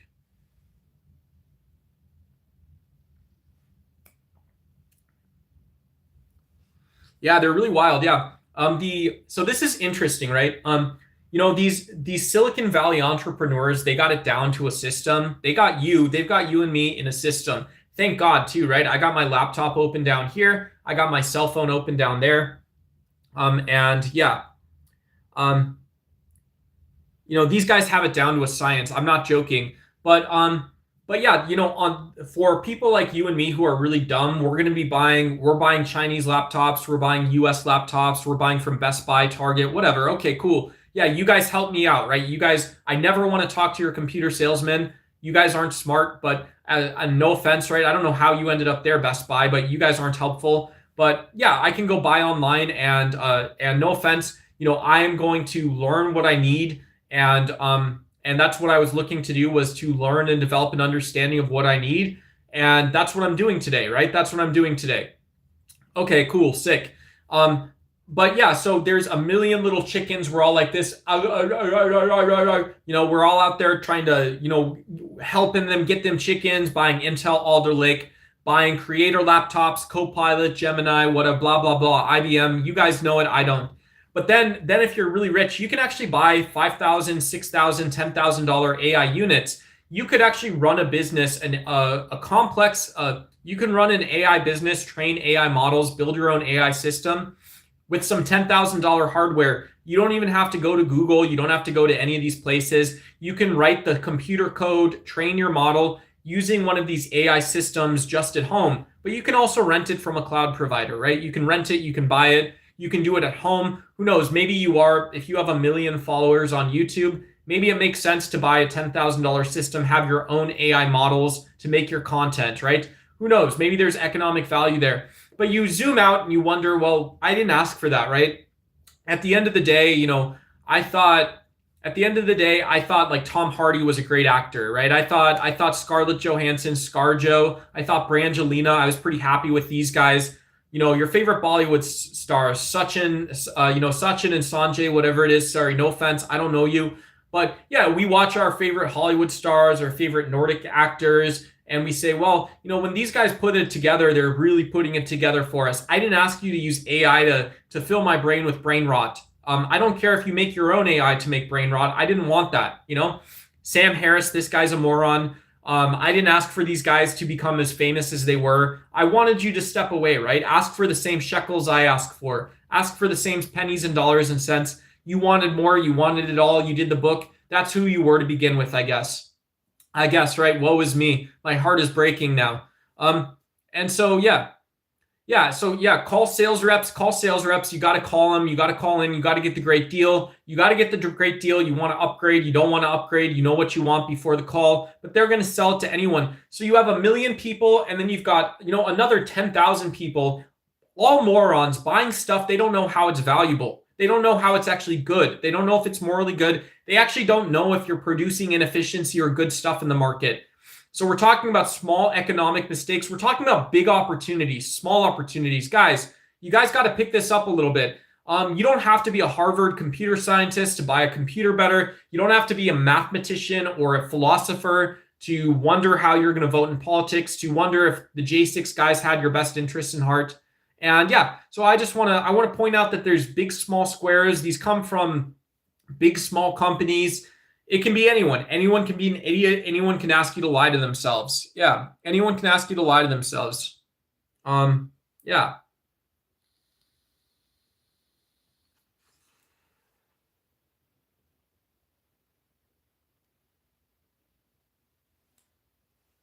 No one gets it. No one gets it, man.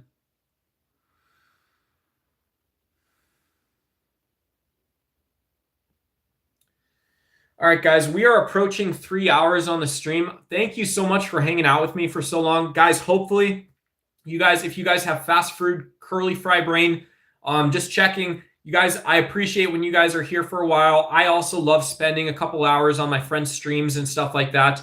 We all have different attention spans, content styles we like watching and enjoying. So thank you guys so much. Thank you guys so much for being here. I'm going to close down the stream. If there's any other topics you guys want to talk about, let me know.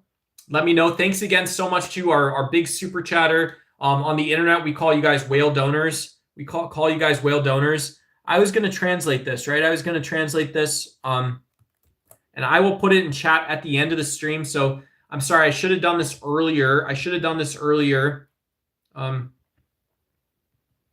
Let's see, translate to English.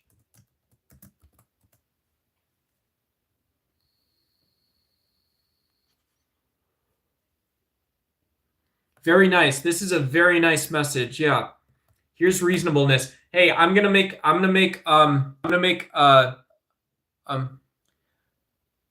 Kenotozena Riek. You're an honorary Catholic, right? You're gonna be an honorary Catholic on the channel. I know you're a Muslim, but we're gonna make sure you're an honorary Catholic as well. In addition to being a Muslim, in addition to the very nice gift and the nice blessing toward me, we're gonna make you an honorary Catholic. In America, you say Alhamdulillah, Allah Akbar, Wassalamualaikum. Okay. In the United States, we say, hey, the guy's a Catholic, right? What do you expect?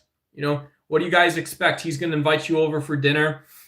He's going to get in credit card debt. Don't worry about it. Forget about it. So this was our super chat message. And I'll put $50 super chat says, man, I should have done this way earlier in the stream. I feel bad that I didn't do this way earlier in the stream. So I'm sorry for that. I got learning still. I'm sorry. Not acceptable, but there we go, right? There we go. Let me get some of this clutter out of here. Let me get the clutter, the mess out of here. There we go.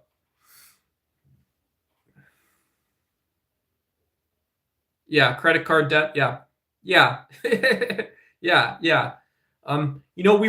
We wonder when we give populist problems, this is another just social problem.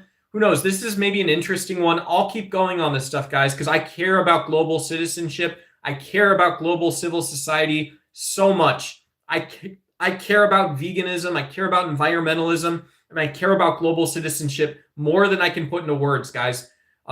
Even if I look small, you guys don't even know how far I'll go for this stuff.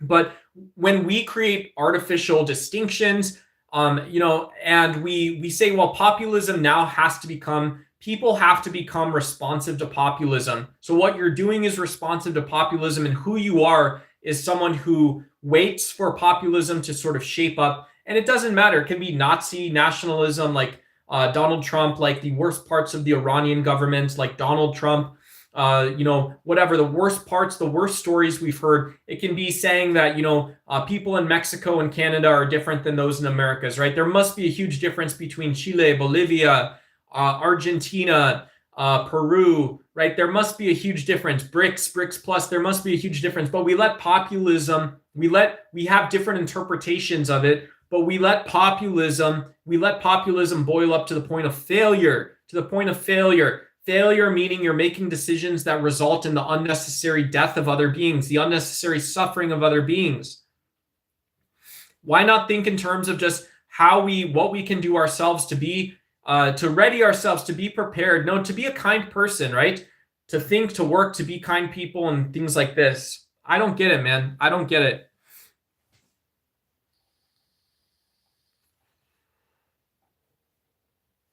Doesn't make any sense. Yeah. It doesn't make any sense. I don't get why Donald Trump says we're going to kill Donald Trump says we're going to kill these people in a missile strike. We're going to destroy all their missiles. He says, I want $200 billion to kill more people. He says, I don't care. I sent in these operators to Venezuela and they killed a bunch of people. I don't care about a little stuff. I don't care about this little stuff that I do. I want more money for it. But we prepare ourselves when we think of J6 warriors, right? Someone might say, well, the virtues or valor of these J6 protesters is they're warriors, they're next to God, right? You can put St. Francis and for St. Francis of Assisi and there's warriors. But why don't we ready and prepare ourselves as men, as our male identity, as people in a society, and as not even a man, right? But as someone who takes an intellectual approach, someone who wants to go lead from the front, someone who's willing to work on part of a competent team, not with no leadership expectations or roles whatsoever. That blue collar, roll up your sleeves mindset. We don't ready ourselves to not spend our children's money, to not spend lives, to not spend political capital, seeing these in a non-dogmatic sense is all the same thing. We have a willingness there. I don't get it. Nah, you know what a time the step up busted out. Yeah. We got a boogie down, boogie down, I boogie down, then I boogie up, I boogie, I shuggy. I wish I could be the boogie woogie. Woogie boogie woogie woogie woogie woogie woogie woogie woogie woogie boogie woogie woogie boogie woogie woogie boogie woogie boogie woogie woo. Yeah. So that's my opinion. That's my opinion at the end of the day, is that my opinion, my belief set or whatever it is that we should ready ourselves to be peaceful. We should ready ourselves to do the hard problems. These J6 guys weren't warriors. What is the nuanced answer? Who were the J6 protesters, guys? Who were the J6 protesters? Were they warriors? Were they next to God? Were they next to other patriots, other martyrs? Is this who they were? No, they were wearing Nazi insignias. They saw their neighbor. They saw their fellow, the symbolism of the Old South. And these were people that were part of anti-government militias. These were groups that decided to do anti-government protests with firearms in the public space. Something normally you would ask a militia or a militaristic sense. Why? In what sense? Where does your moral reasoning and judgment and ability to be discerning in that context and capacity come from? If it's not the Constitution, what are you talking about? If it's not the values that are supposed to be in the Constitution, what are you talking about? If it's not that view of what reality is like, what are you talking about? These were not warriors. These were immature young boys playing with their toys. These were sick people. These were sick people who didn't take care of their bodies or mind, who had rotted brains and went to commit acts of violence on the Capitol. It's either true or it's not, right? And so they were lied to. They were lied to as part of a group. They were willing to go commit violence against people and destroy property. It's absolutely insane. Your raps are great. Hey, thank you. I want to be a musician one day. Yeah. Send me $1,000 and I'll buy a guitar. Yeah, send me 1,000. Only the best guitars, only the best musical instruments for me. Thank you. Yeah, only the very best. I want to get a Taka. What was it called? Who is it? Takameen's Master Builder. Is the Bob Weir. I want to buy a Bob Weir. As you say, oh, Alhamdulillah. I say a Bob Weir, Grateful Dead, Takameen guitar. Yeah.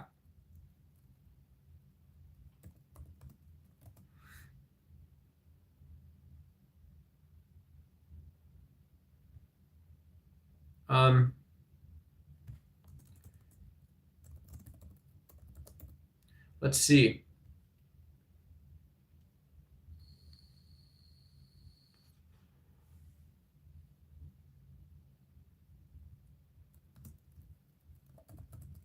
Was it Takameen? I thought it was Takameen.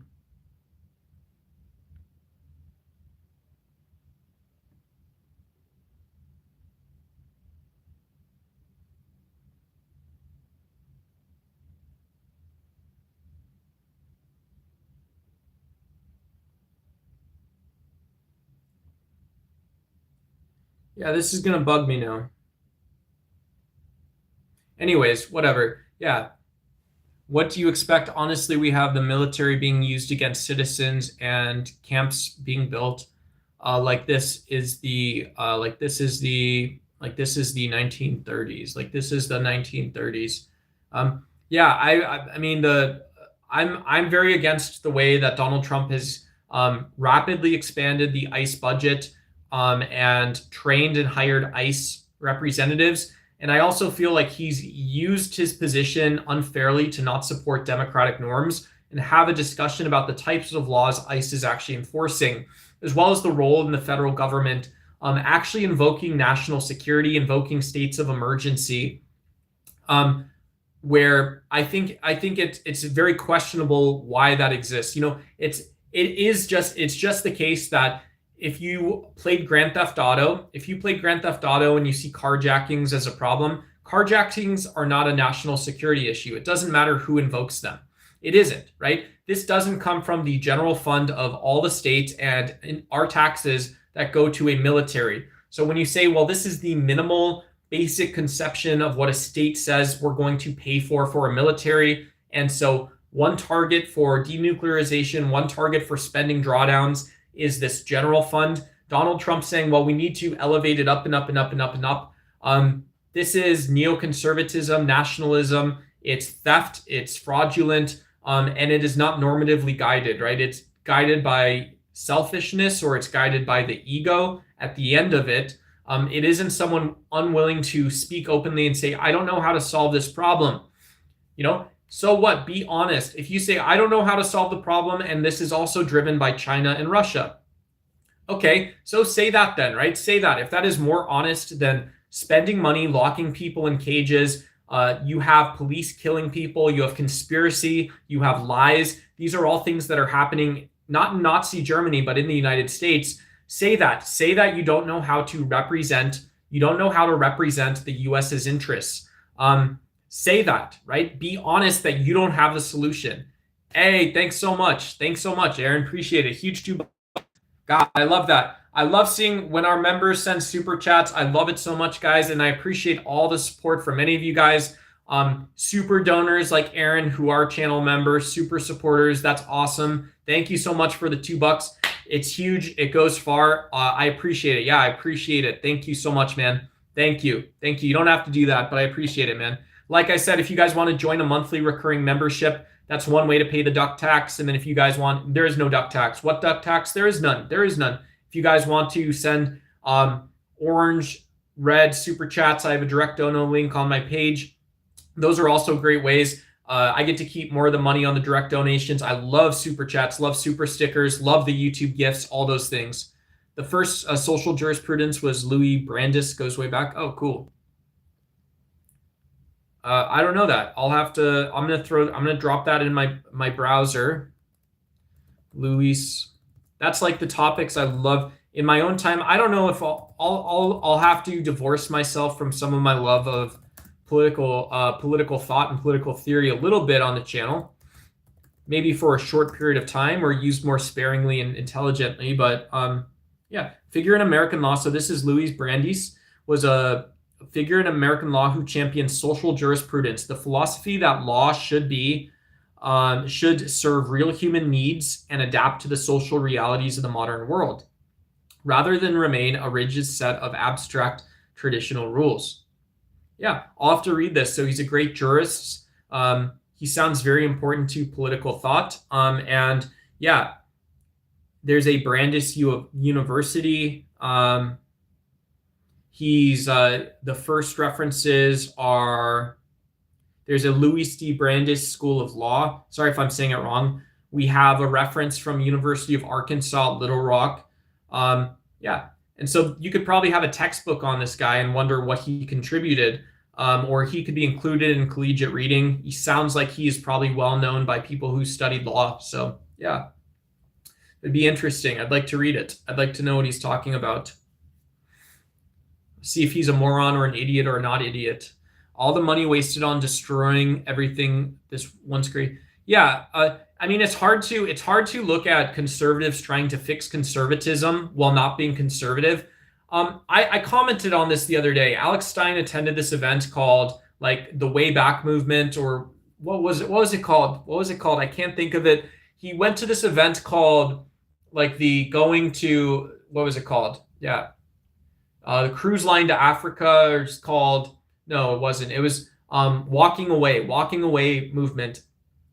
And it's interesting when you hear conservatives talking about affordability, when you hear conservatives starting conversations about conservatism, talking about ICE or immigration, talking about imperialist or nationalist principles, listening to someone with factional interests talking about national security. You support you support energy stocks and national defense stocks and tech stocks and healthcare stocks. So you're betting on people getting sick and dying. You're betting on people paying for weapons of war more so. So notwithstanding this, when you say that there's a etc. Notwithstanding, I would say that you got to take this in stride that it is good faith to say conservatives, hey, thank you. I appreciate the happy Pride Month, and yeah, appreciate it. Thank you. Appreciate it. Yeah. That's great. Yeah. Yeah, shout out to everyone in the audience today, and great to see you. Yeah, great to see you.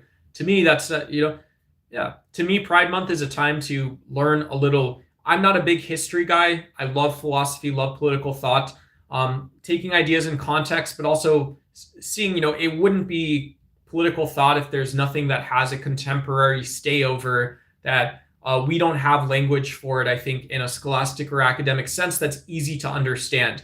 If it's difficult to understand for everyone, then it's not really, to me, a great idea. But yeah, I think Pride Month is a time Pride Month, Black History Month, when we have Martin Luther King Day, whatever it is, these are times where we can go back and learn a little history and put it in the context of American identity, or put it in the context of global civil society, cosmopolitanism. Why do these stories matter for other people and for ourselves? Yeah, so that's great. Yeah, absolutely. Yeah. But yeah, if you guys want to go get some rainbow enchiladas, maybe you can put a little heated up, I would say heated up pomegranate, maybe a pink pomegranate, crush up some pomegranate seeds and a sweeter pepper, a green pepper. So you have a pinkish sauce on top. Yeah, and if you were a fancy chef, you could reduce all the color out or something. I don't know. Just go get the pepper flavor and put it in there, so it's just pink. And then you could use something blue.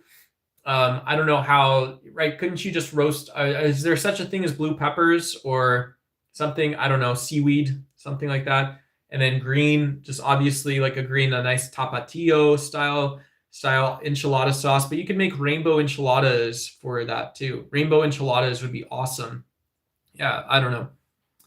Cake? Hell yeah, brother. Yeah, rainbow cake. Worst thing that you refuse is, yeah, that's a violation. That's a violation of economic law, refusing to bake gay cakes. Yeah. Zane, get Blaine out of here. Get Zane and Blaine and Zachariah out, guys. I'm sick of this, dude. I'm sick of this, man. I'm sick of it, bro. Yeah. No, we're going to invite Melissa over, and Zane and Blaine are just going to talk the whole time. I want you guys out, man. Get out. Freaking dweebs. Pride Month was fought at the Stonewall riots.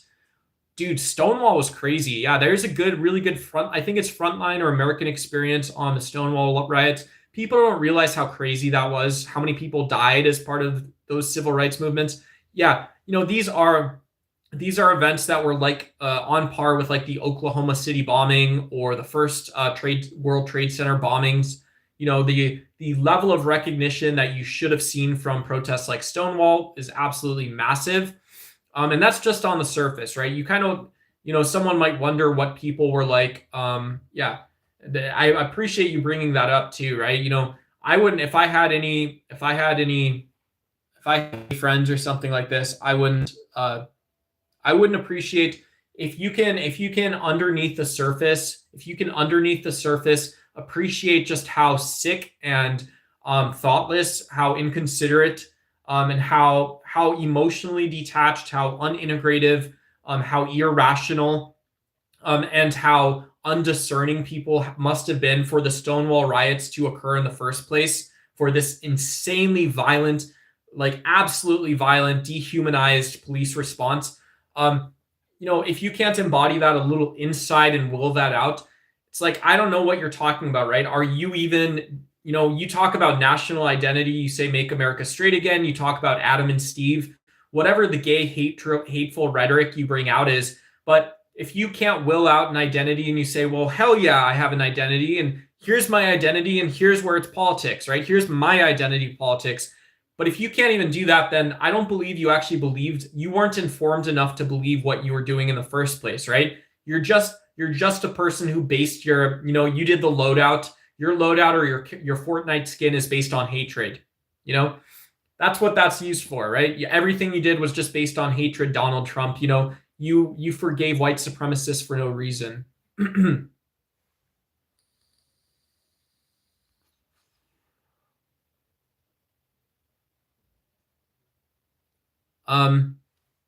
Yeah, you're interested in debating, and you're debating without having done research, I believe, right? You're debating without having done research or without having integrated your worldview, right? So you're talking about things that are factually incorrect. You're talking about a world that doesn't exist, I would believe, right? So when you're talking about them being raided without a liquor license, you're talking about a police response to an economic and social modality, but you're talking about a response that doesn't look like any others. And so on the face of it, it's wrong, right? On the face of it, it's wrong. But again, you want to talk about those types of topics. You're a smart person, W12. You're a very smart person. You have the ability to develop beliefs and opinions, taking the best available evidences and having an inference or a seeming, having a way to analyze that situation. I think you can go do that with the Stonewall riots if you wanted to as well. I don't think you are. I think you're doing identity politics and doing so in an uneducated way. That's what I think. I'm not, I just know what I'm talking about. I don't think you do. Yeah, once again, you insisting you know what you talk about is demonstrating that you're making a statement or a proposition or a claim. You're not actually talking about reality, or you're not revealing, maybe it's the case, if I was a skeptic toward this conversation, even if I don't know who you are, I would wonder what your worldview is. I would wonder if you have identity politics you prescribe to, that you use identity politics to decide how you feel about these issues without knowing more. I would wonder the level of nuance or the sort of black and white and gray, the way you analyze these issues. I would wonder if you conflate justice with morality or how you justify that. I would wonder if you have an understanding of any of the levels of analysis or actors involved. I would wonder if there's reasons why that's true or false.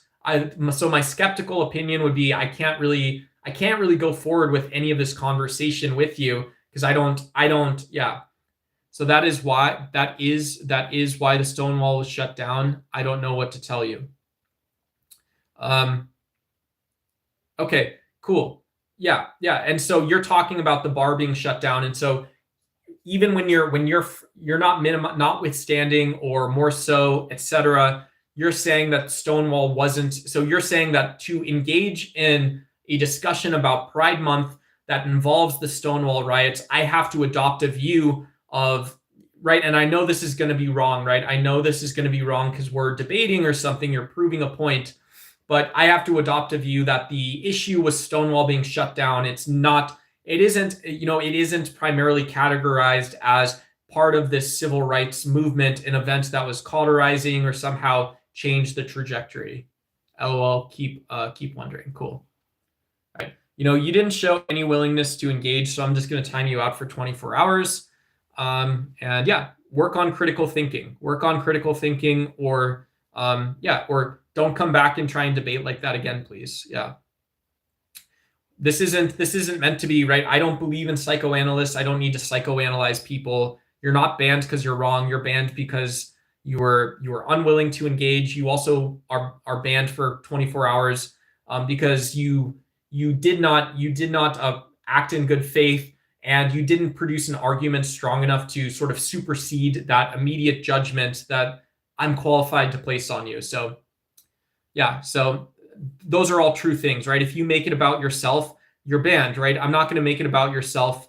I'm not going to make it about you. I'm not going to make it about you or your celebrity or you making content in chat. I'm going to make it about you being banned because I don't do that, right? I don't know who you are. you're not someone, as far as I know, you're not someone who's worth debating or talking to. So I'd rather just ban you so I don't have to get to, so not like in a cruel sense, but so because it's a waste of my time. We don't need to, you know this, there's 9 billion people on earth. We can have a conversation without emotionally knowing each other. And so when you make it about me emotionally knowing you, I think you're doing woke right Marxist politics, right? You're doing woke right Marxist politics. It's all about your intersectional suffering and experience, or how unfairly your worldview's been treated. But it's only in a sense that that thing is still unable to respond to the rest of the world, right? So get out. Yeah, just get out, please. Please. It doesn't matter. It's a time suck. So, and this is the other crazy part. This is wild, guys. We're not getting together and we're not going to individually, one by one, go through and fight the powers that be for these online Nazis. But I will mention that, yeah, if your worldview is a utility monster, meaning we have to continually feed what the Bible is, we have to continually feed these historical circumstances and interpretations of the Bible and the church and important religious men, and the only way to support your argument is that we keep putting these little meaningless, these very much lacking meaning, non-consequential sort of arguments out there. If you have no interest in doing that, you have no interest in providing enough evidence that we can argue over, and in good faith understand the evidence. So you make it about yourself, right? You make it about me and the other person. And so now you and I have to, so this is really offensive to me. Not only did you make it the case that you have to be the star of the show, you made it so I have to be the star of the show. You made it so I have to be the star of the show. And you're not introducing that in a sense that's meaningful. So you're saying do brain rot one of these two ways. You can rot your own brain. You can spend time with your own friends rotting your own brain. I'm not going to have that on the channel. So next time I see that, I guess I'll start handing out permabans or something. I'll keep doing the 24-hour timeouts. No more of this 5-minute ticky-tacky stuff. You guys can't get over that stuff yourself. You're going to be off the channel. Yeah. Yeah, it's all going down on Duck, guys. It's all going down on Duck's Y. Come here for your super chats. I don't remember you, Amazing Lion. Why would I remember you? What did you say? Did you say something? You asked me how much money I have. You asked me about babysitting a dog. You said Bubba Gar is a bub. It's not all about you. So great to see everyone. It's not all about the person we just hit on the channel, the one we just banned. It's not all about them, right? So yes, it's a disingenuous argument, and it's asking you to waste your metabolism, right? Your metabolism, just how you feel, how you process your pork sandwich, how you process your Taco Bell is not an argument. It's never going to be about reality. Maybe we deserve to suffer. Maybe we deserve to suffer for how exploitive our civilization, our society is. But if your argument is reducible down to one version of Taco Bell or the other, that's not actually an argument, guys. That's never going to be an argument. I don't get that. I don't get it. Yeah. What do I think about autocracy? Ooh, yeah. Autocracy, right? Autocracy is talking about how governments always operate. I'm not going to dominate this conversation, but because I haven't read up on it in a while. But to me, it doesn't make sense, because if we say that we give presidents power in times of crises, in crisis politics, this is what an autocracy is for. Right? You allow Julius Caesar to be the Caesar when he needs to, but he's supposed to walk away from that, right? This is still a form, seems like a similar thing to autocracy in practice. Hey, see ya, Aaron. Yeah. And so always being an autocracy, saying that we have an Adolf, we have a Mussolini, we have we have whatever it is, you have Andrew Jackson, in the US, we have whoever you want to say, right? You almost reinforce this idea with your General Patton ideology. General Patton's this guy, he obviously served valiantly. He helped defeat Nazism and stuff. But yeah, you could say this, right? How did he do it? What did he believe? And what did he continue to believe, or what did he not believe after this conflict was over? These are maybe more informed or educated ways, more rational questions to ask that work on our critical thinking and also don't support fascism. The warrior class, right? The warrior class, these guys like us, you guys know this is one of my favorite trolls. Guys like us. Yeah. Hey, what's going on, Jared Warren? Everything's coming down. Yeah. Guys like us, guys like your ducks, your average ducks Y, your typical ducks Y guy, type feller, this kind of thing. Guys like us, we learn about general patent and then we stop, right? Once you learned about general patent, that's done. You stop. So you got to make sure, you got Uncle Tommy Newballs and Susie pickup truck. They're picking up over your time. You got Walla Dalla Ding Dongs. You got your Merca. Praise God, church, amen, amen. Right, but you gotta be worried because once they keep, these woke leftist, communist, social fascists, they'll tell you keep learning about, Betsy Ross. She done stitched up that flag real good one time, right? Hey, I learned about Betsy Ross. I ain't gonna keep learning about the lady. Hey, Tiff Smith, yeah. You and Jared Warren, you guys are together on this Gershton, good Gershton man. Good Gershon, man. John 1:1. Beginning, God was Word, and Word was God. Amen. Amen. All right. So we gonna spin this up. Y'all think we kind of memeing out here? You think we some kind of joke? You think we don't know how to pick it up and put it down?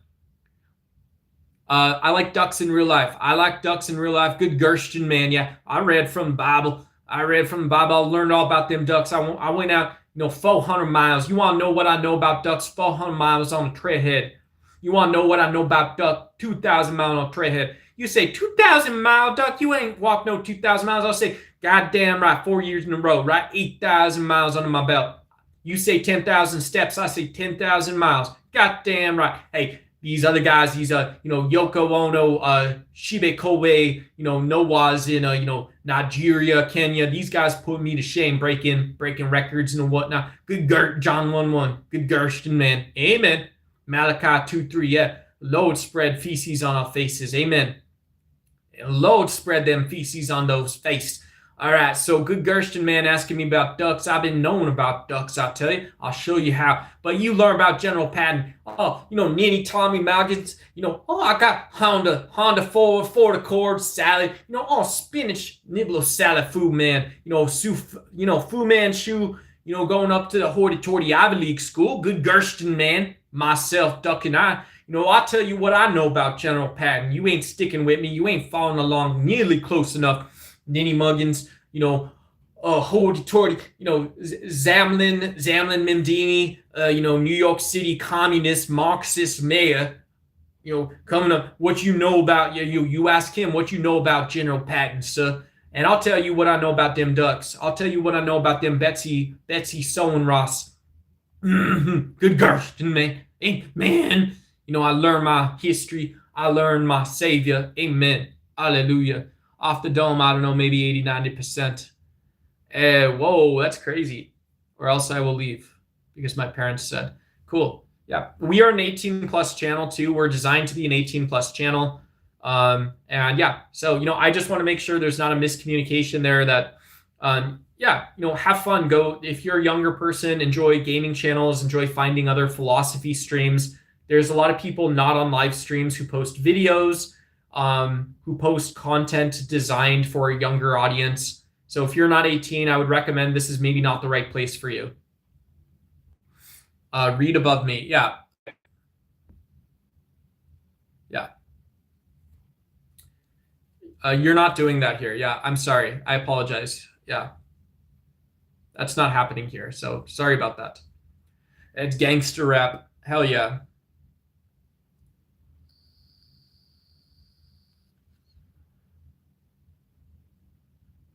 Patton wasn't as bad as MacArthur. Every single country on this. Yeah, these are people that watched other human beings burned alive and having amputations with no anesthetic. Right? Not actually, but these were people that watched that. They watched all the ways that could happen and they planned around it. And so I think when we this is one of the reasons our founding fathers in the United States say that we should have a sense of envy and a sense of distrust for our military. We all pitch into it, right? You have to have stake in the game. Can you imagine if Alabama or Arkansas or California or Arizona, we were paying for our own military? And this is what your military is actually doing, right? There isn't a poetic version of it. your military is actually paying themselves to follow international law, but also wondering what is the definition of an incendiary round, right? That is what you're paying that person to go do. So it's very strange. It's very strange when it's illegal to use big incendiary rounds. So you wonder, can we use smaller ones? When does that start? And yeah, so I think without a religious appeal, having a practical appeal to the founding documents, and imagining that factionalism, imagining that representation for taxation, and then taking this into account with the large body of skepticism, and with seeing this as a secular body, this stuff goes really far, and it should go really far for us. It's not cool or popular now. Why though? Why? I mean, it shouldn't be that cool or popular, but it's just like a life scale, right? It's like, instead of watching anime, you could read one Federalist, right? When it comes up, go pick one. Go do a Google search. If you Google political thought, you Google philosophy, you Google Federalist, it will tell you, wherever you're from, you don't have to read American philosophy, but it will tell you which document to read, and you can reject it or keep it. You can see where it came from, what school of thought or tradition it came from. You can be an online sleuth. You can be an online investigator. That makes sense. Someone was telling me yesterday on stream that what was his name? Nick Higsby, Nick Gaines. It was I forgot his name. Not Nick Fuentes, Nicky something or another. But telling me one of these MAGA guys was like an investigative journalist. And we went through and I broke down the ways that this is not true. When you see internet influencers lying to you for popularity's sake, and not defining what their worldview's like, and they ask you to forget that they're talking about reality, they do this thing where it becomes a utility monster. There's a threat of violence. There's a threat of social reproach, social consequence. It's very sad. There's a recent story of a military base rationing food because the stupid contractor insisted that our own military men and women cooking. I don't know what story you're talking about, Jess. I don't know what story you're talking about. It's all becoming global nationalism. Yeah, one of the CIA's earliest jobs, and this is just for context. This is less than 20 years after the Second World War. And I'm sorry for changing the topic, but one of the CIA's first jobs was investigating famine and developing assets in Cambodia, Laos, and Vietnam. Right? There was clued in that the U.S. was going to be intervening in Southeast Asia, and then it was also clued in that one of the things you could do was starve these people. So, just a banana for scale. This is a civilian organization that's meant to accompany and coordinate or play a role in psyops, also playing a role in warfare, right? This is a warfare function. It's an intelligence function, but it's in the context of warfare. That's not everyone's job at the CIA, but again, that healthy skepticism, healthy asking what your government is doing, asking who's making those decisions. When really, really, really prone to this type of work that feels they're morally justified in doing it doesn't make it actually correct. All right, guys, I'm going to close the stream down again. I don't expect everyone to read up on the recent stuff going on. Oh, yeah. Yeah, I wish we could end all wars and all this other stuff. End all wars and end all the other stuff. We should. Guys, I'm going to end this stream, though. If you guys want to check my most recent short, show some support for my YouTube stuff, that's helpful. And I'm going to keep grinding out at it.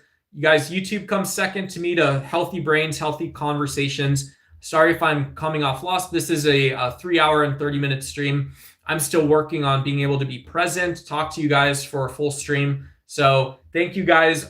Like, subscribe, join the channel if you guys want, become a channel member, consider it down the road. And again, consider small super chats to your favorite creators or to me. Consider small donations or recurring donations to charities. Representing your political values through work helping people, right? Helping people live with dignity, helping people who face problems like in food insecurity, helping things like animal shelters, no-kill shelters, animal fostering organizations. You can do enough research online. It takes 5 minutes, all 5 minutes to make sure your money's going to a good place. And you guys can either do one-time donations there or here. I'll be honest, I'm going to invest in the stream. I'm going to invest in groceries. I'm going to invest in coffee, that kind of stuff. So thank you guys. Thank you guys. Yeah, absolutely, guys. And yeah, I hope you guys enjoy the channel. Yeah, Chance, thanks so much for pitching in and chat all the whole time. Loved having you guys here. And yeah, yeah, you know, shout out to you guys. I'm on the internet time. I'm on that internet budget too. So yeah, shout out to you guys. XD for sure, guys. XD. Take care. Have a good one.